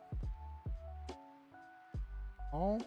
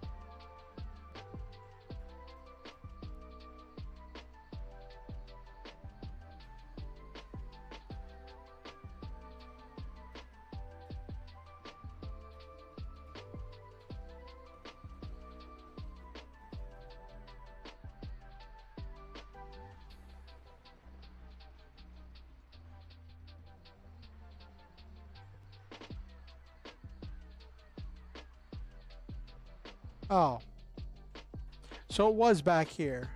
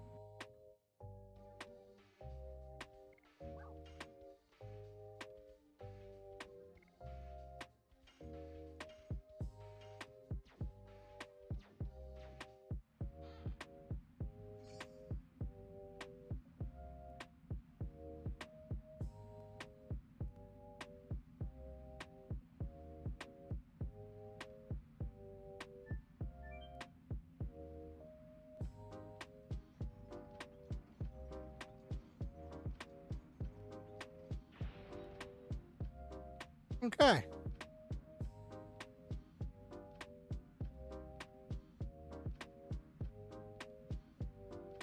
I'm mad I had to look at a guide to get that.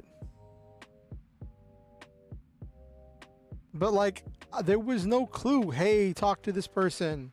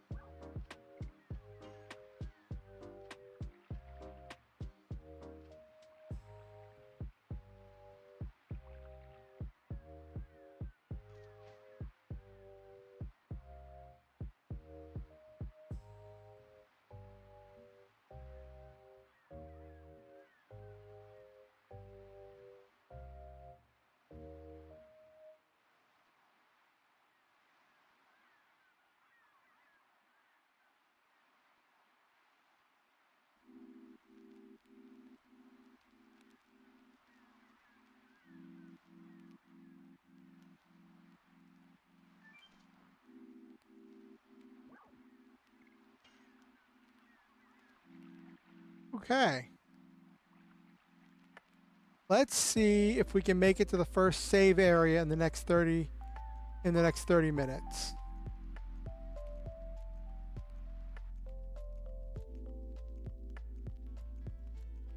Might end a little early just because I don't want to get too deep in.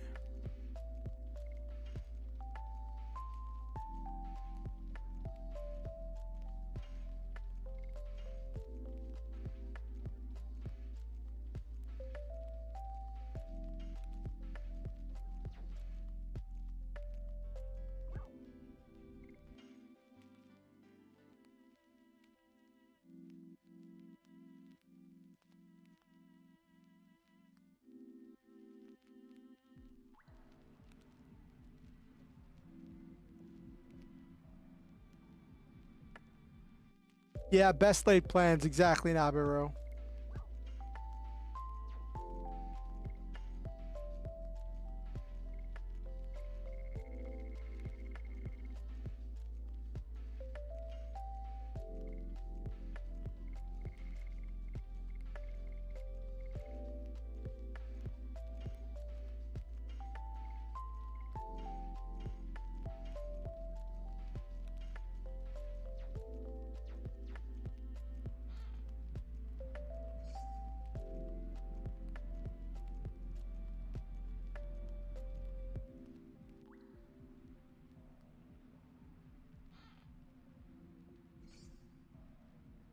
What is Jeweled Crown?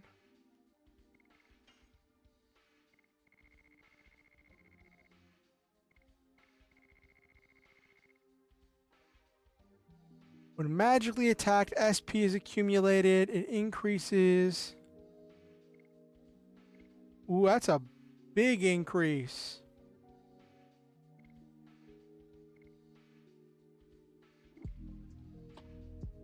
$34.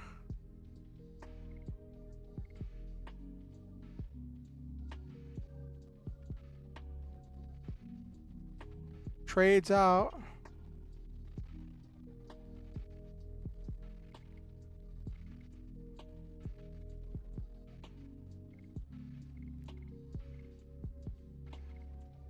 Trades out 5 for that. But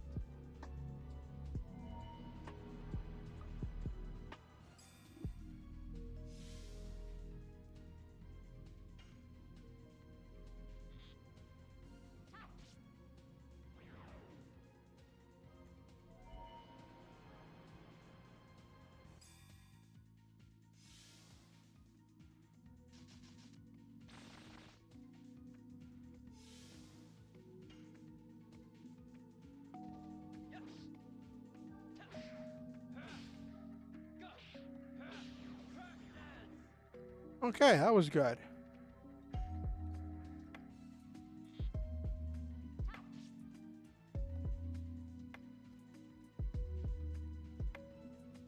Finally hurt itself in its confusion.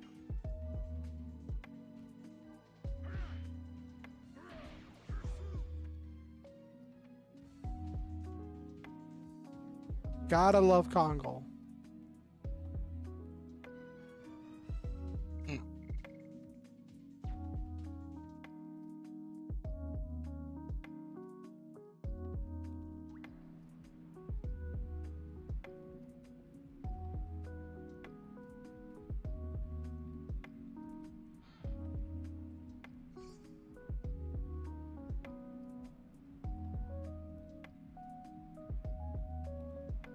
Okay, so there are 2 paths.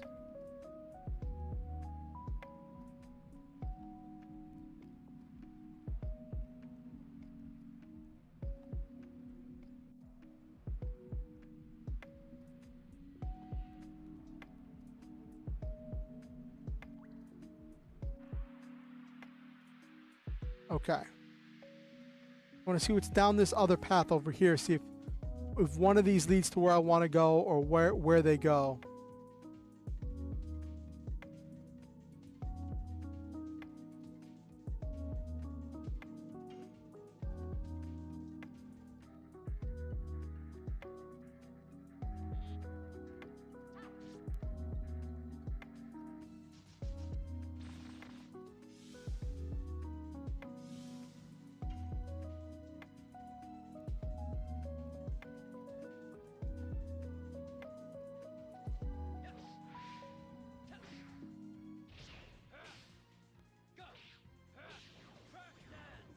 Okay, he's doing pretty good damage.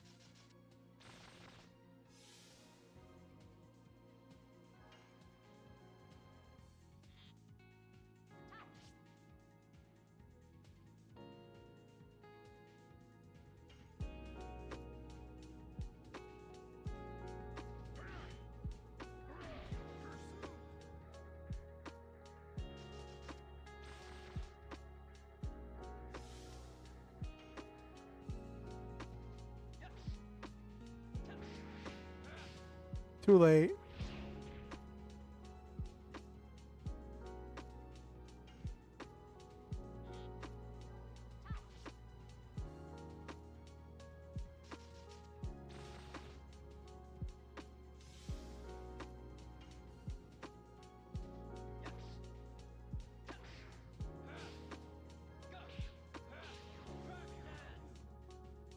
Okay.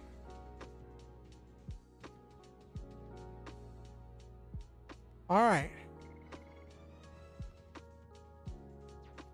We're not terribly leveled, but we also haven't leveled very fast. Let's see what's over here.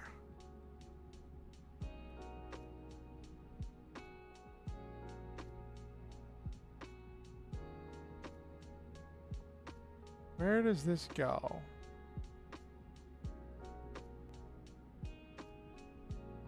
Oh, that leads out. Okay, so I want to do the other one in order to gather items. Okay.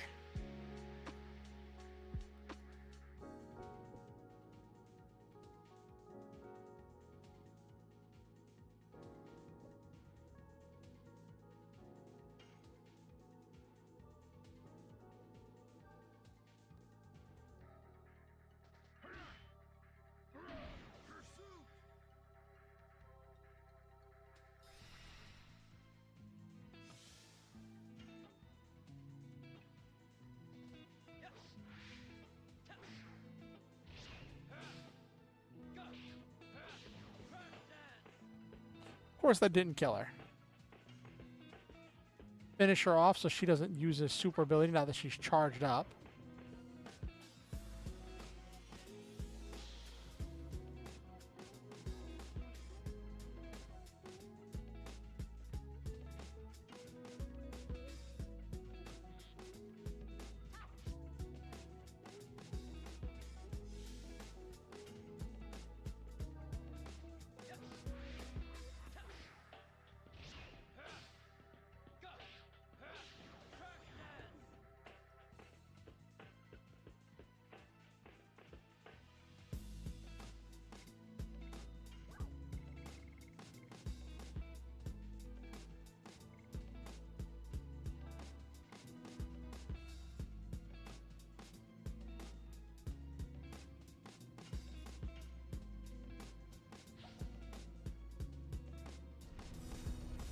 I don't know why I'm doing this to Congo. He has the lowest magic attack.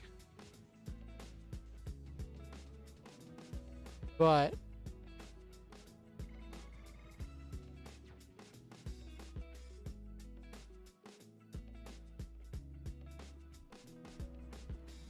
okay, let me go through the other way before I go through it, because this leads up.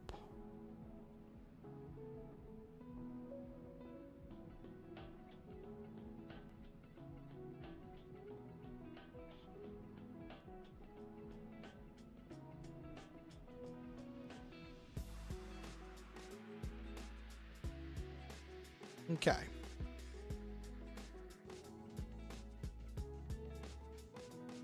What is that?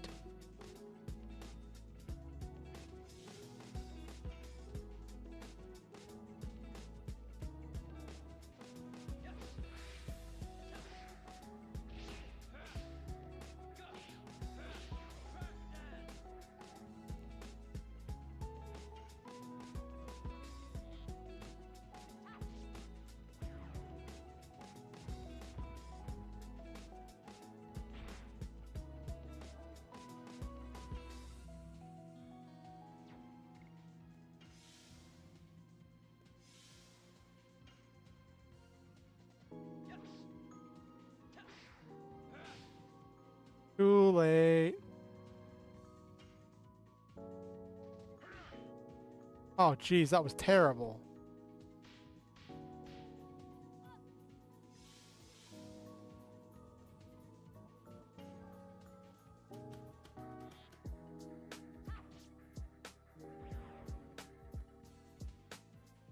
Please tell me that the status isn't ongoing, because that's going to suck if it is.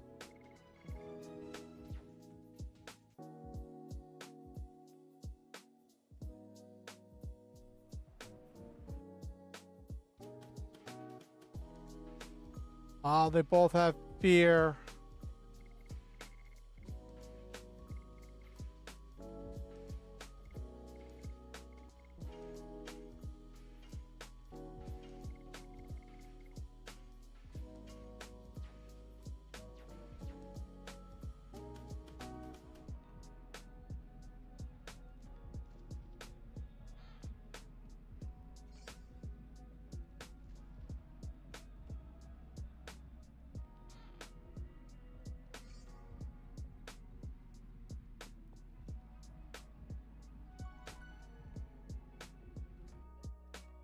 All right, made it to a save spot, everybody. I said I was going to go to the next save spot. We're like 15 minutes earlier than I would normally stop.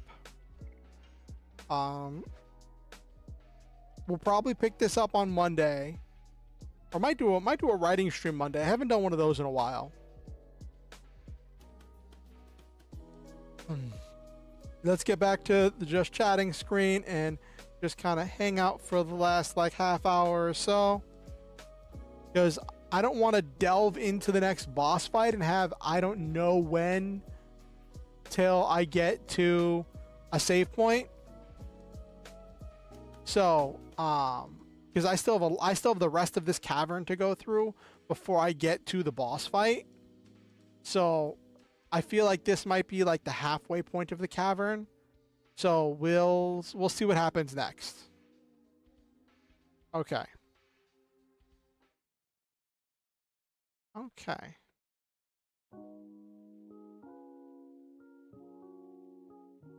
Let me make sure I saved. Even though I know I just saved on camera, so I know I saved.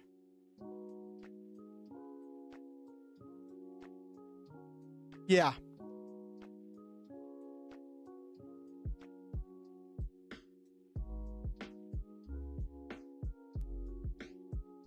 Alrighty.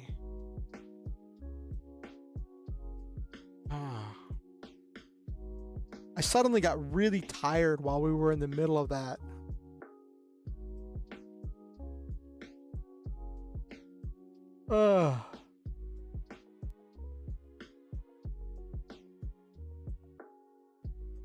Goodness. So I posted on Twitter that I found these flavored things for water. I got Nerd's Grape and I got Sonic Cherry Limeade. And I've been enjoying those. You just add them to a bottle of water. And it's been getting me to drink more water. But the downside with drinking more water is that I have to pee more often. And that's just how that works, you know?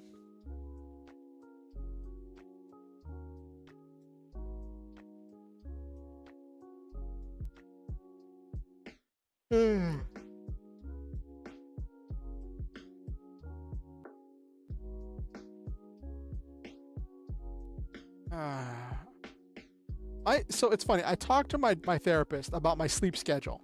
I told my therapist my ideal sleep schedule, right? Go to sleep around 4 or 5 in the morning. We'll go to sleep between 3 and 4 in the morning, right? Sleep till like 11, 11:30. Get up, eat something, take my meds, do whatever I got to do. Usually lay back down by 1 or 2. And then sleep till 4 or 5 in the afternoon. I didn't go through all the middle stuff. All I told my therapist was that I wanted to go to bed at 3 or 4. I wanted to wake up at 4 or 5. And like, as soon as I told my therapist that, right afterwards, I started getting tired super early and my sleep schedule just got completely wonky.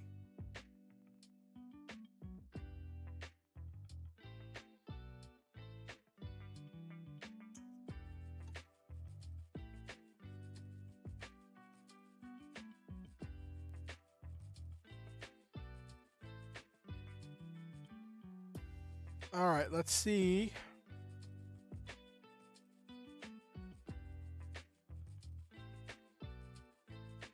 All right.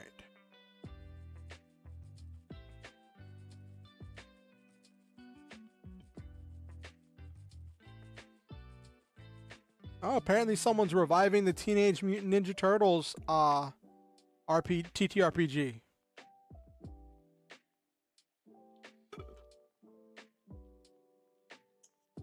Or RPG. I don't know if it's gonna be a tabletop, but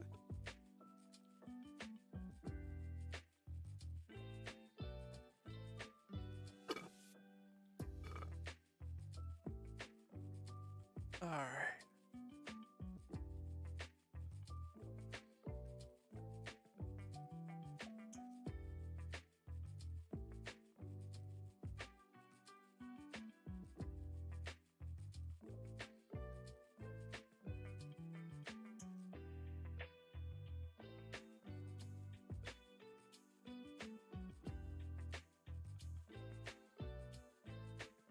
Do, do, do, do.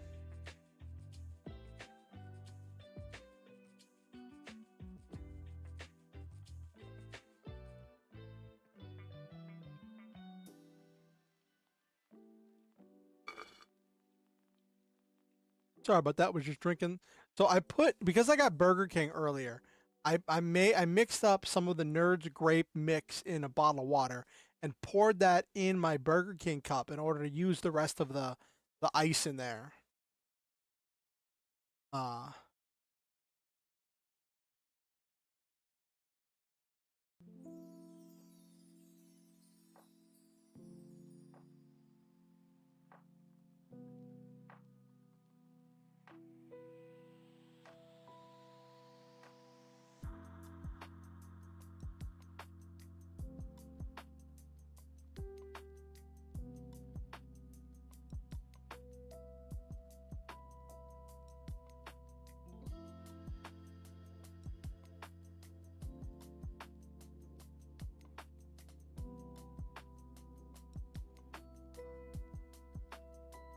Oh, apparently there's more creepy stuff happening on X.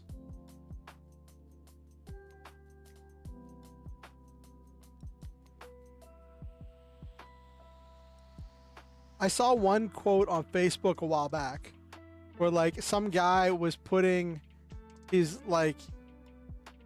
kid to bed. Kid was like middle school aged or whatever, like preteen, teen. And the kid asked, "Are back rooms real?" Referring to the horror games, the back rooms, right? And the dad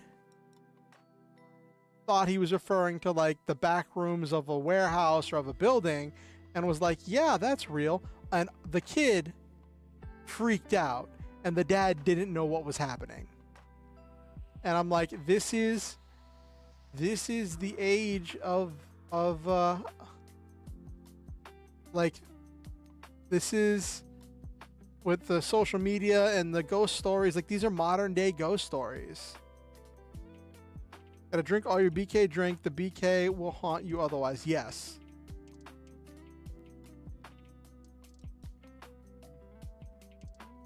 Like, we live in an age of modern day fables, fairy tales, and ghost stories.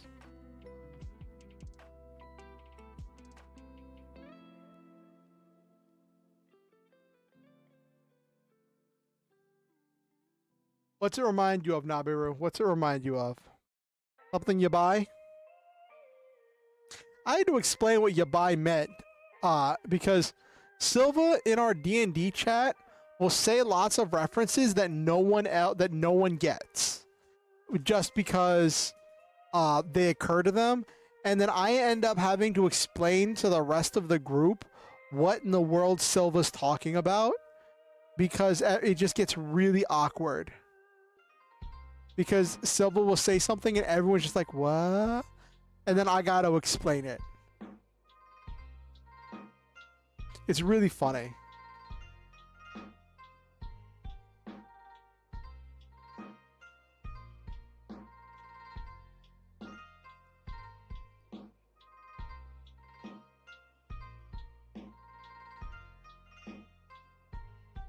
So, did anybody do anything special for Friday the 13th?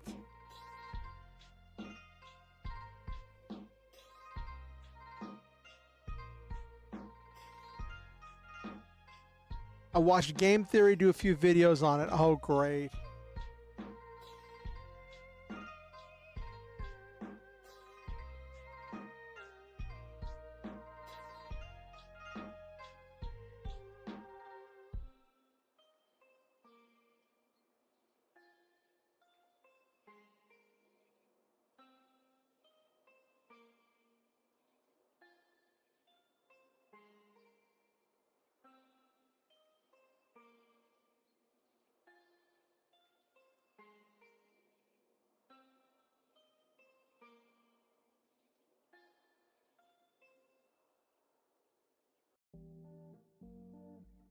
It's a creepy modern day sort of horror setting. Okay.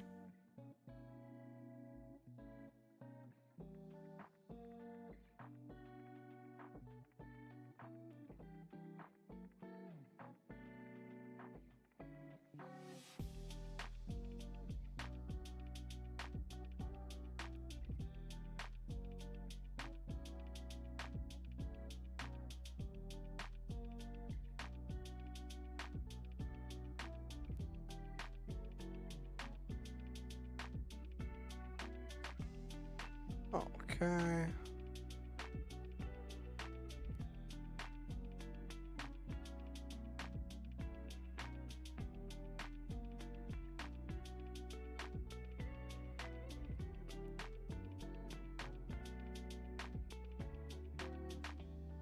It's really funny, the interesting settings and things we come up with. Oh my gosh. So, um, you know how I had a stream uh a few weeks ago where I worked on a couple weeks ago where I worked on game development, where I started working more stuff on my game, Links of Iron, right?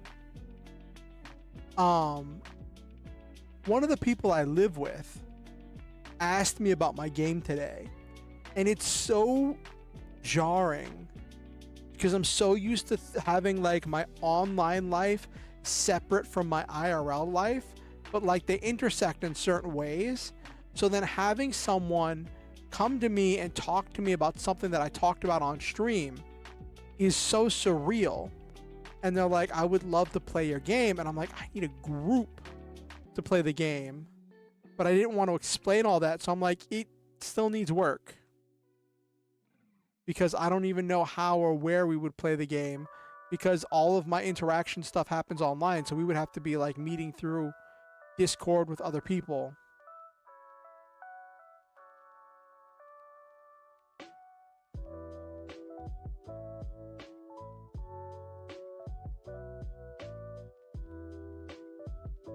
Ugh.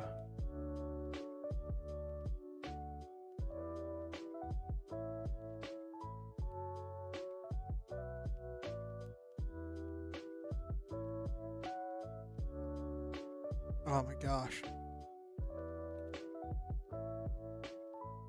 So what's everybody else got planned for this weekend? What's everybody else doing? For me, I got a Lancer game, and I've got some plans for it, but I'm going to be kind of winging it a little bit because we're going to be down a player, so I don't want to do too much crazy stuff. But I do want to start featuring more combat to put in more challenges for the players. I went on the Lancer Discord and I was asking, like, what do I do? I have a player who is hyper specialized on doing one thing really, really well, and they do it so well it's breaking my combat encounters. So I'm like, do you have any suggestions on how to stop this from happening in order to have actual, like, functional combat encounters without completely invalidating what the person's doing? And at first people were like, we got to add this, feature this, put some of this. And they had some good suggestions, and they asked me a few questions. So I was like, the player is using this combination of items and frame and systems. And they're like, well, at that point, they're like hyper specialized in doing one thing. So you should just use this unit that's going to be immune to what they're doing, because you're only shutting down one person. They have teammates and allies who can support them and help them. And I'm like, yeah, I could see that. It's just hard because I don't want to shut down my players. I don't want to discourage them. But like, sounds familiar? Oh, great.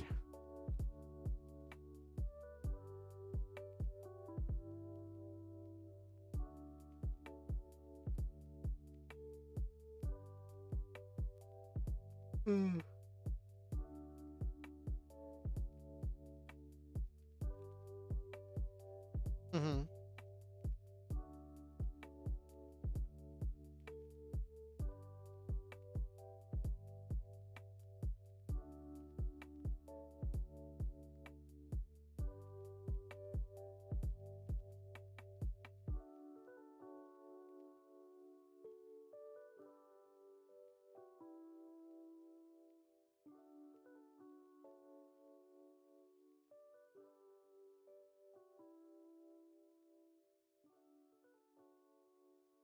Okay. Oh. This cosplayer I follow is streaming right now. I don't want to watch their stream because, like, I don't want to be broadcasting their stuff. But that's cool. One example, in my last session, friend who had insane decks still managed to hit multiple times, just not crit. Okay.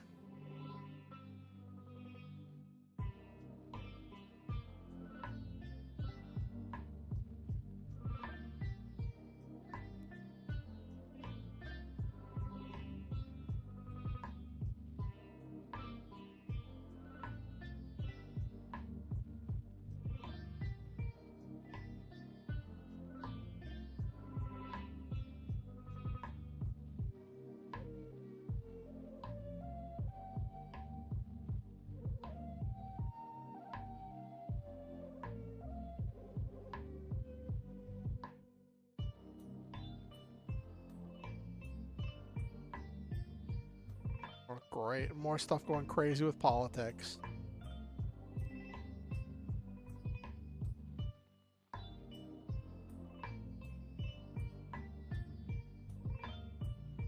Some singer has the stage name Homeless. That's derived from the fact that they are someone had. They were born in 1975, so they're probably old, retired, or dead by now.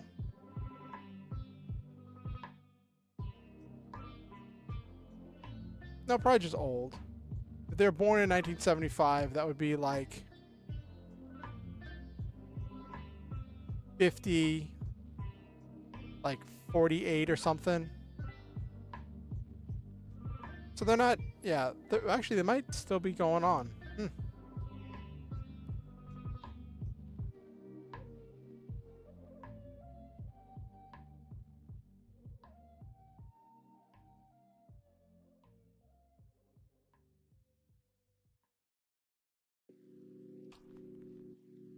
Okay. If the dice wants to screw them over, something like that, Nabiru.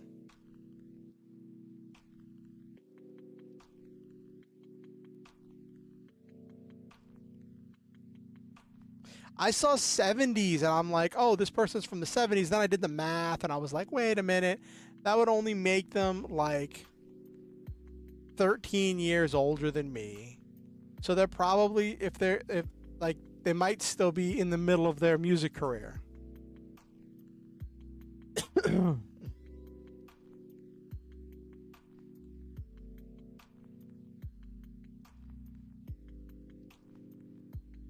I just had a really silly thought. Give me a second.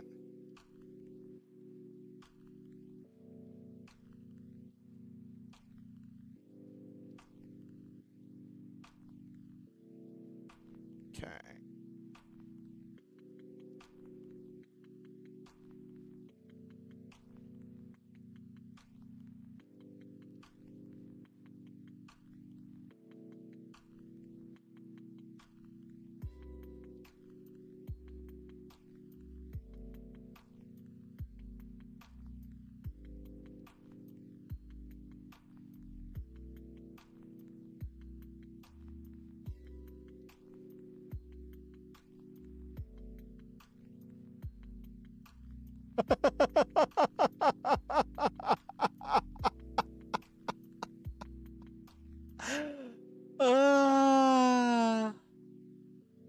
That's so funny. On a whim, I had a thought to check a website to see if they had Zoid's Wild Zero, because we were talking about that earlier, right? So I checked a site that I haven't been to in a long time that normally is like the last stop shop for everything. And they only have Zoids Wild Zero episodes 8 to 21 and only in Raws. And I'm like, well, it truly has become lost media. I gotta learn how VPNs work. Figure out how to set up a VPN that'll let me set my location. Like, I gotta see if Nord will do it or if ExpressVPN will do it.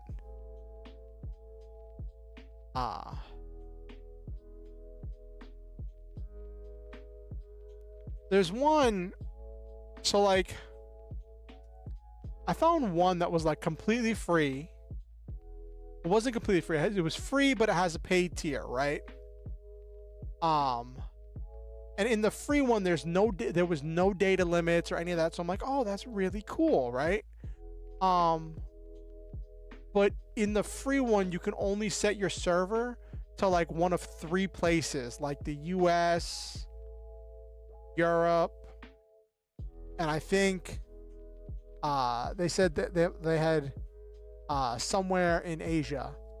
But like, if it's in China, then like not gonna be able to access YouTube at all.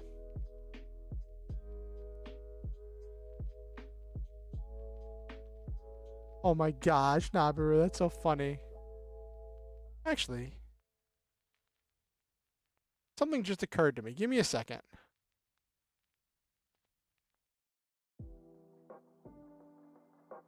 I realize my internet connection is probably gonna get really spotty here in a second.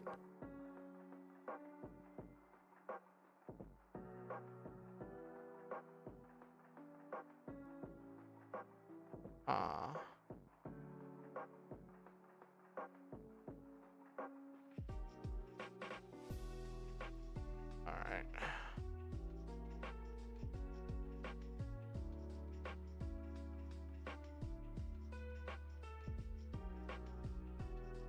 Will this work?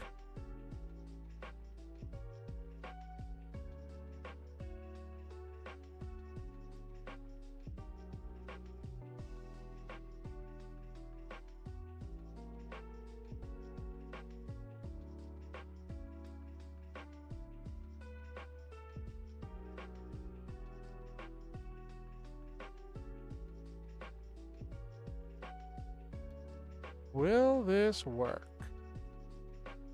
I'm trying something.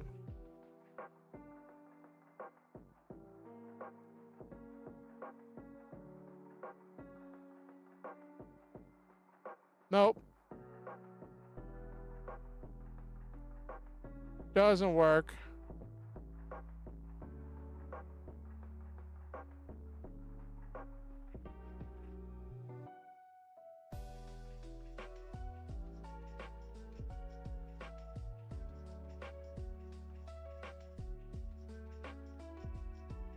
Oh well.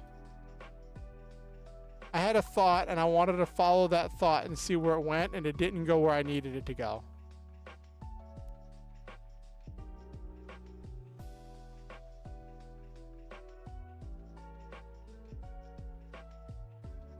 Someone did upload it to the tube or to Drive, but it was years ago. Yeah. Well, the show came out, the show aired 2 years ago. Like it can't, like it was like it came out in 2020, so it was like 3 years ago now.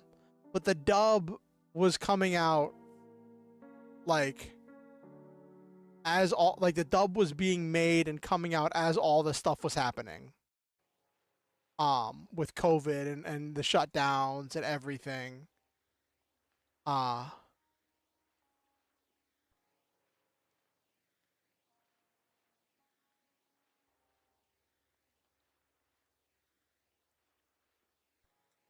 don't know. I gotta learn about VPNs, which I should probably be using anyway, just for internet safety, just so like I'm not like publicizing my IP address or any of that stuff, because that could be really dangerous.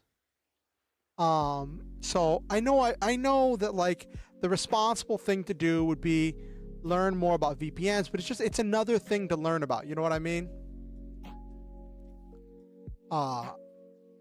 It's just another thing to worry about.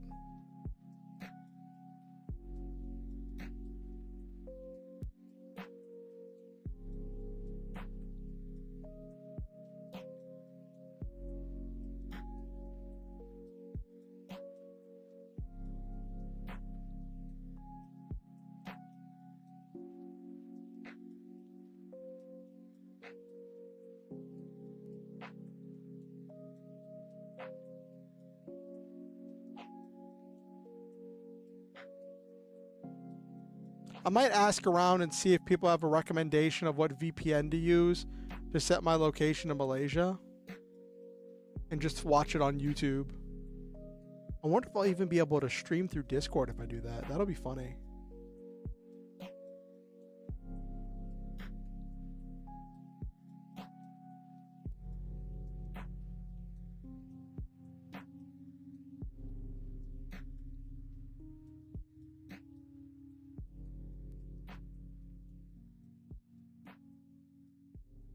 But yeah, Monday I'll probably do another Legend of Dragoon stream just to get through that boss fight because I want to get through it while it's all fresh in my head.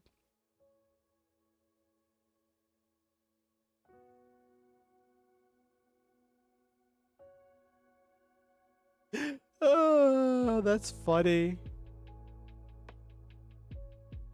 I was talking to Okusen about it the other day, and Okusen is like, gets really interested in lost media. And like, it is technically lost media for us because so many sites pulled it down or didn't air it or didn't release it. And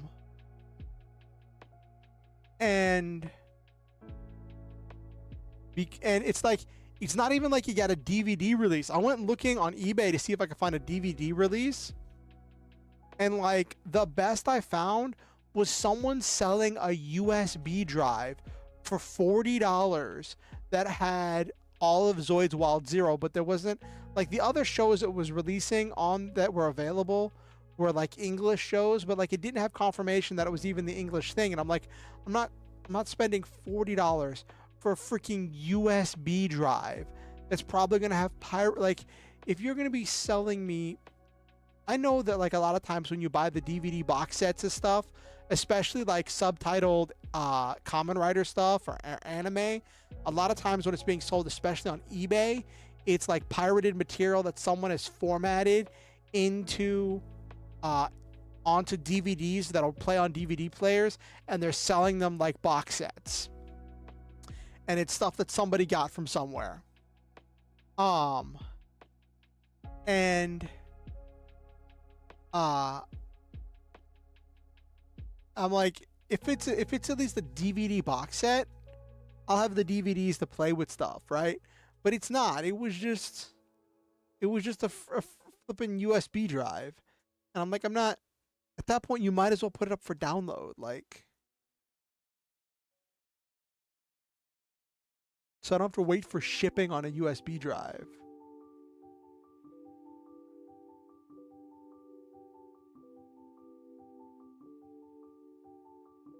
Like, I'm just like, is that the state that physical media is in? Like, after like Netflix pushed the market into the direction that we're at now, where physical media just isn't really a thing, are we at that point where like people are selling USB drives? That reminds me of, do you remember when MP3 players were new? And like, we were coming off the rush of CD players. And they sold those, what were those, micro clips where it had a little cartridge that had a song on it? What was it called?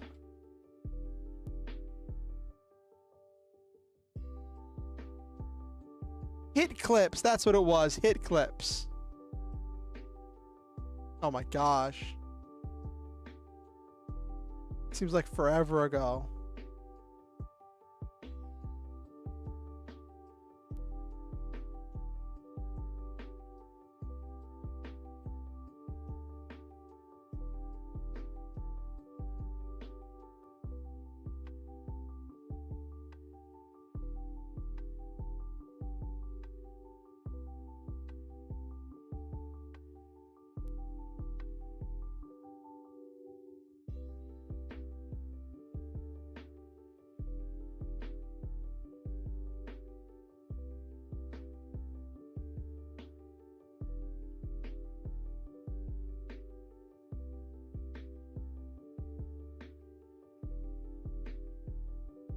Okay. Oh, have you heard all this stuff with the all the stuff with the latest mob vote in Minecraft? Every year for Minecraft Live, well, pretty much every year, they release a mob vote where they let the community vote for one of 3 mobs to be added to the game. And the thing is, all 3 mobs are always really good, or at least 2 of the 3 mobs are really good. And the community as a whole has been like, just don't have us be fighting over these things, just make them. And the thing is, I don't think people understand how much work it is to completely finish making something and getting it so it works on both Bedrock and Java. And like all of the stuff involved with that, along with everything else they're adding to the update. And so the 3 that they're voting for this year are Crab, Armadillo, and Penguin. I don't even remember what the Penguin does. I know it like it can like slide. Oh, I remember what the Penguin does. The Penguin gives essentially Dolphin's Grace, which was a buff that made you swim faster, but it gives it to your boat. So that way if you're boating and you boat past some dolphins swimming by, your boat will go faster. The Armadillo drops Armadillo shell that can be used to make wolf armor, which is something people have wanted for a long time. And the Crab drops a crab claw that extends the reach distance of the character, so you can place and break blocks further away than normal if you have the crab claw in your hand. And I'm like, that is a builder's dream. If you can reach a little bit further, I'm like, that's just huge. And somebody made a joke about how like someone did the King Ghidorah meme where it's like the 2 heads are serious and the 1 head's silly, and it's just Crab and Armadillo are the serious ones and Penguin is the silly one. And I'm like, that's so true, because Crab and Armadillo both like do some intense things for the game, and Penguin's just kind of go burr.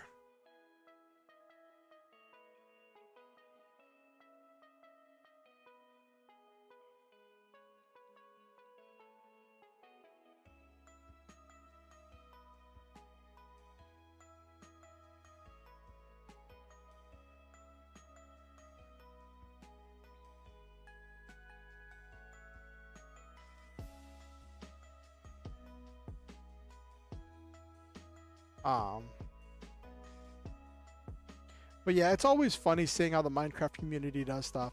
Like, I'm not nearly as involved in Minecraft as I used to be. Like, I haven't played it in months. There was a point in my life when I was hyper fixated on Minecraft and I was playing for hours every single day.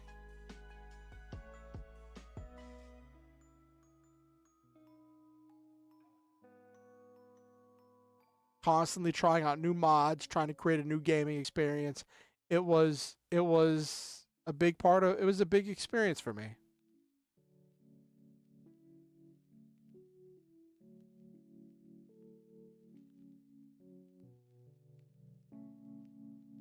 All right.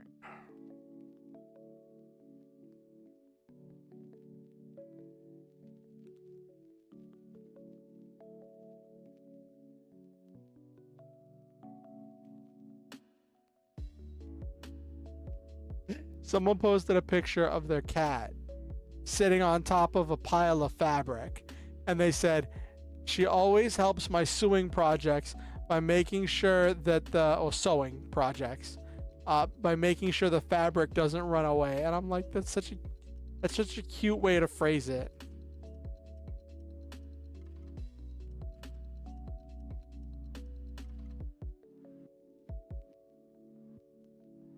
Oh. Everest is up and running. Normally they get up and running around the time I'm going to bed.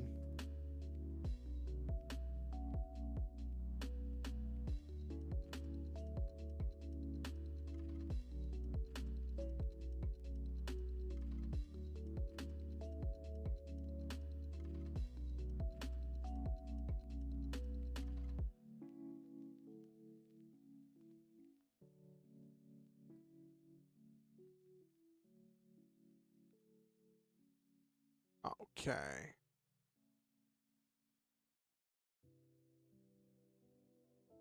Let's see if the Book of Faces has anything cool.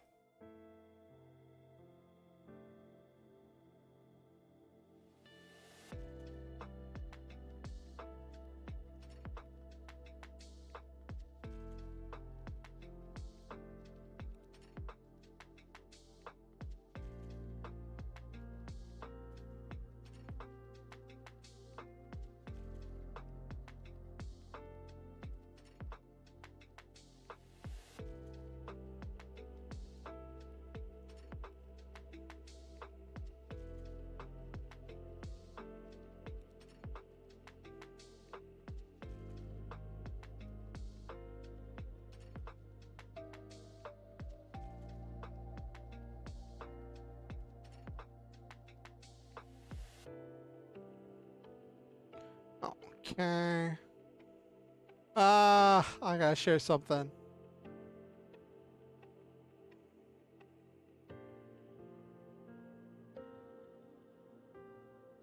Found a meme I have to share.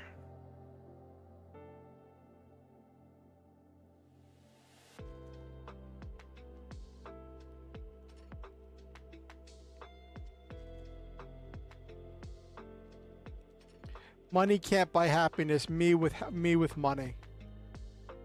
Tons of giant yard. Tons of dogs playing around and palling around. All the people far, far away.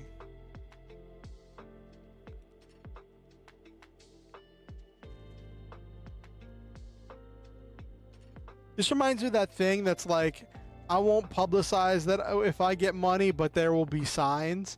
And just picture of all the dogs.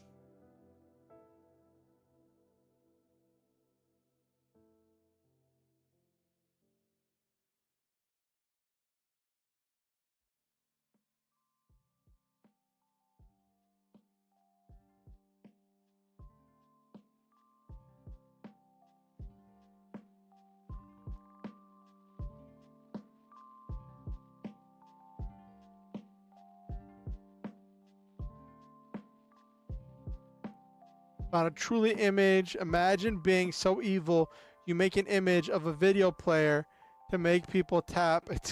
Think it's clickable. Oh my gosh. That's so terrible, Nabiru.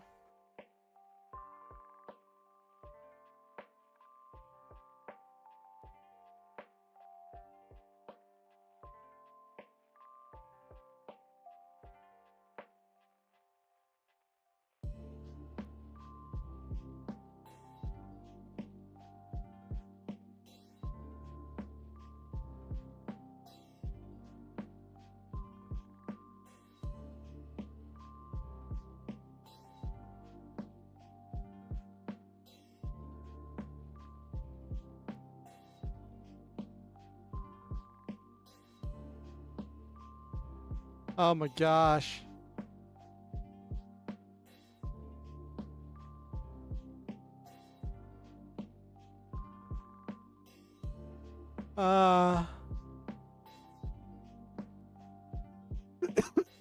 Another meme. It says us. There aren't enough roles for Asians in movies. Hollywood. Put Jackie Chan in something that'll shut him up.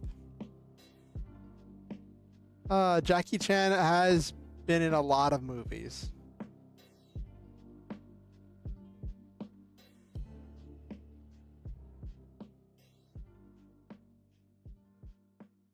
Ugh.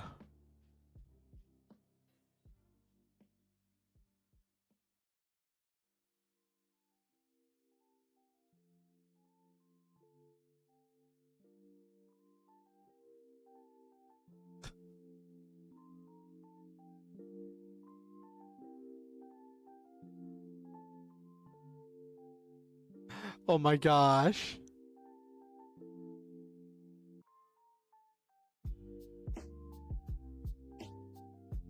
Okay, wait. I found another meme I have to share.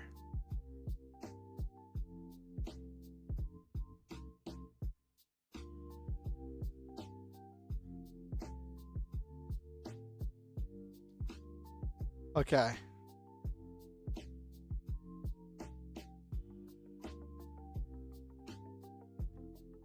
Me bragging about how long my favorite anime is.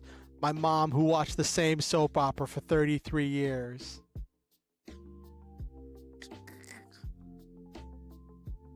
Some of those soap operas have been running for so long. It's absolutely ridiculous. Oh, excuse me. Some of those soap operas have been running continuously with like such obscene and ridiculous plot elements.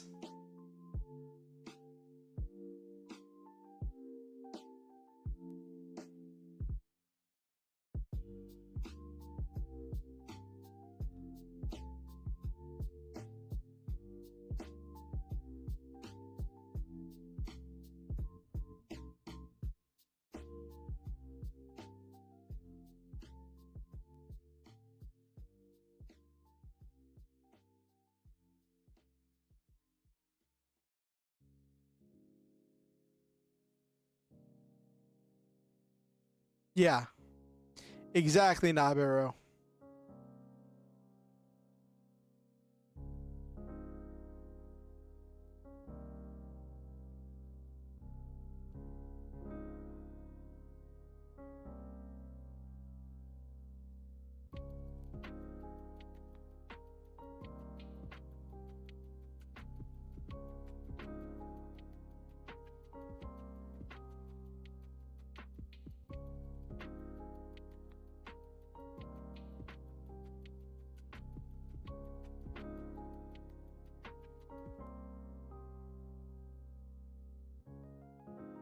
That could be reworked in a few years. Maybe whenever someone brags about their favorite anime is Detective Conan or One Piece.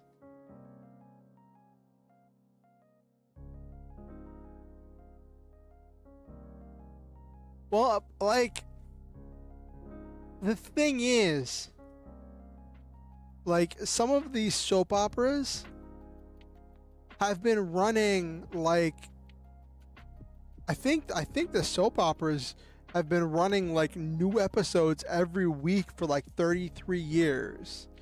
Whereas, like, I feel like there's a limited number of episodes in most anime where they'll give you a season and then you have to wait for the next season to get made. I feel like in sheer volume of episodes, there's just a lot for, let me see. I'll think Young and the Restless. That's the one I think of.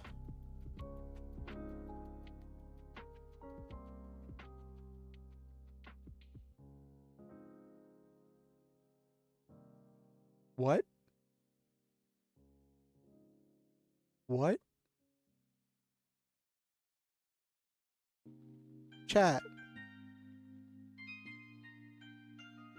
There are 12,000 episodes of The Young and the Restless. And that's not even the longest one. General Hospital and Days of Our Lives both have 14,000.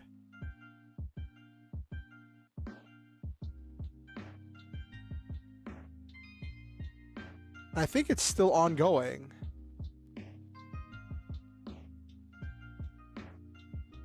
Or did it finally end?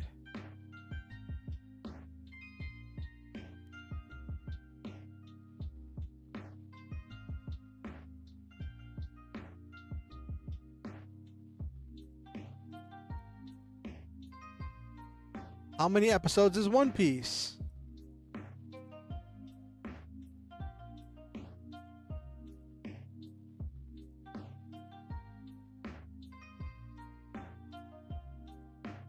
Yeah, One Piece is 1,075, but Detective Conan is the long one.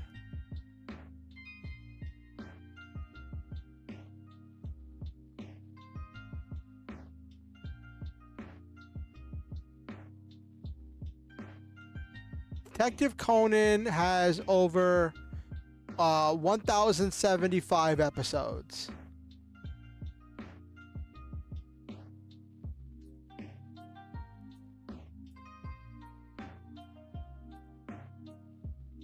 Yeah, that's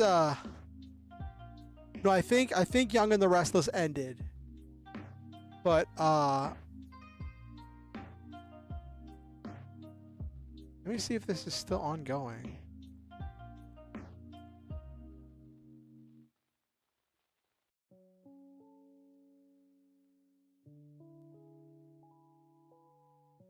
Well, the thing is, if the Young and the Restless is still ongoing, and like you're talking like a few more years, a few. Nabiru. I don't.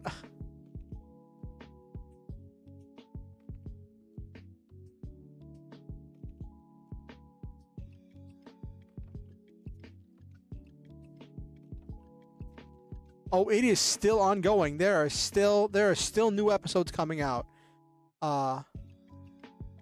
There are still new episodes coming out of The Young and the Restless. So it is 12,000 and counting.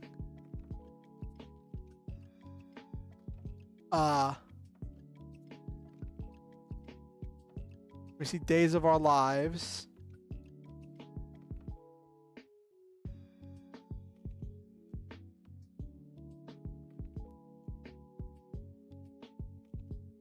Days of Our Lives is still airing new episodes. That's at 14,711.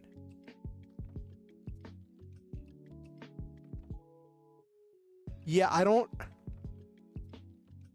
Nabiru, I feel like that's like a separate weight class. I don't see anime catching up to that many episodes anytime soon. Like, we get 12 episode seasons maybe once every 2 years for some of these longer, older franchises, right? Or maybe we'll get them once a year. Sometimes they treat us. Once they stop. Nabiru. You realize how long they would, like, if we cap out at like 24 episodes a year, right? Do you realize how many years it would take to overtake 14,000 episodes, Nabiru? I'm gonna get my calculator out for this.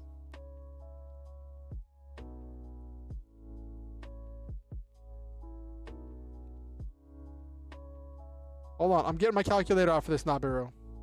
Alright, so 13,000 episodes divided by 24. Nabiru, at the rate of 24 episodes a year, to cross 13,000 episodes, right, would take 542 years. No.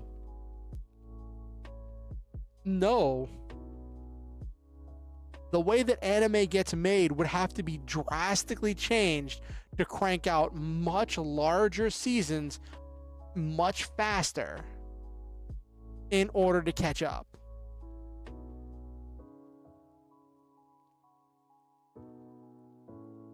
That,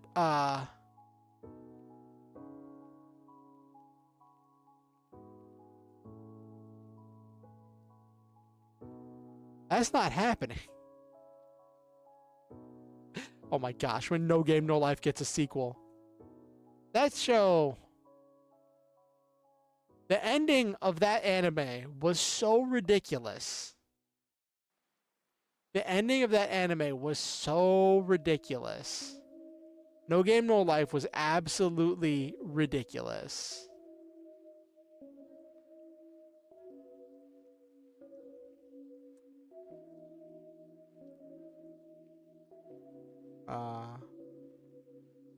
Anyway, we had a fun stream tonight. I reunited the party. I figured out, I didn't figure out, I had to look up what to do in order to get into the next dungeon. Made it most of the way to the boss. We talked about stuff. chatted about Zoids. I'd say overall it was a pretty good stream.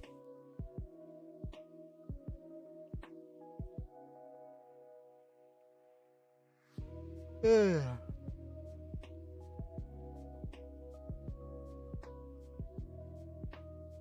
All right. Okay. Let's wind down for the night. Let's end. I didn't even change my music. Oh my gosh, I'm so off my game tonight. I didn't even change my music.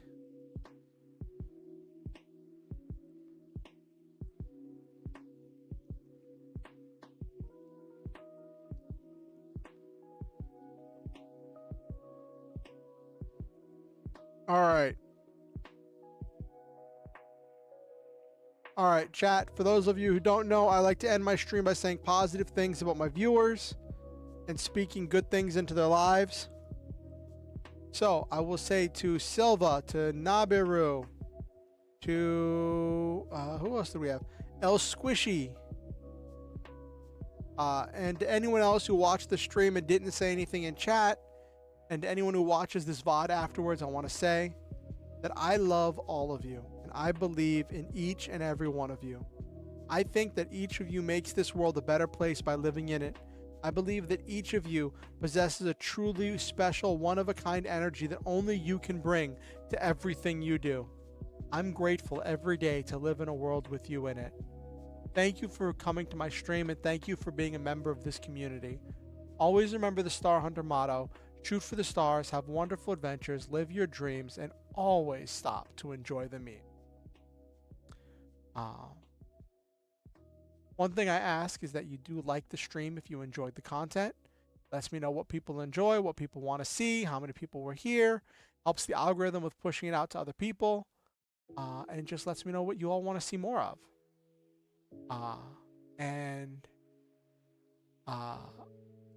If you have any friends or nemesis, arch enemies, coworkers, rivals, fated soulmates, fated foes, anyone you think might enjoy my content, feel free to invite them to the next stream or show them any of my content. Next stream is going to be Monday, 8:30 p.m. EST. Right now it's looking like we'll probably do another Legend of Dragoon stream just to finish this boss fight and get Maru's Dragoon Spirit. That's about as far as I know happens. And then everything else is kind of just like, I think that's about as far as I've been in my past playthroughs. Like, we're further than I was when I was a kid. And I think we're further than where I got to when I played through the second time. So that's a thing. But I know we have not been grinding, so apparently we're going to be under-leveled for this fight, which, yikes. We'll see if Congo can carry us through. Anyway, if you want to keep up with what I'm doing on YouTube, feel free to subscribe and ding the notification bell. It'll let you know whenever I go live and when I release any new content. If you want to know what I'm doing outside of YouTube, you can follow me on X or Twitter, or join the Discord. Links to all of those are in the description down below.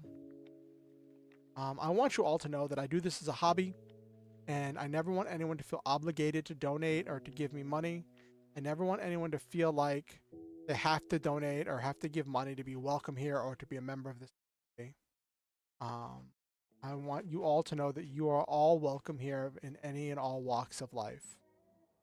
With that said, if you ever feel motivated to donate to improve the stream, to improve my life, to help me with things, to just help me out in general, and you are in a position where it's safe and healthy for you to do so, I would welcome it. I would be very grateful and appreciative of anything that you would feel like sharing with me and helping me in all of your own ways. I am very grateful to each and every one of you who has helped me in the past, who has made so many things possible, and who has allowed me to function in the world. I'm thankful to all of you for it. With that said, I hope you all have yourselves a wonderful night and a great weekend, and I will see all of you on Monday.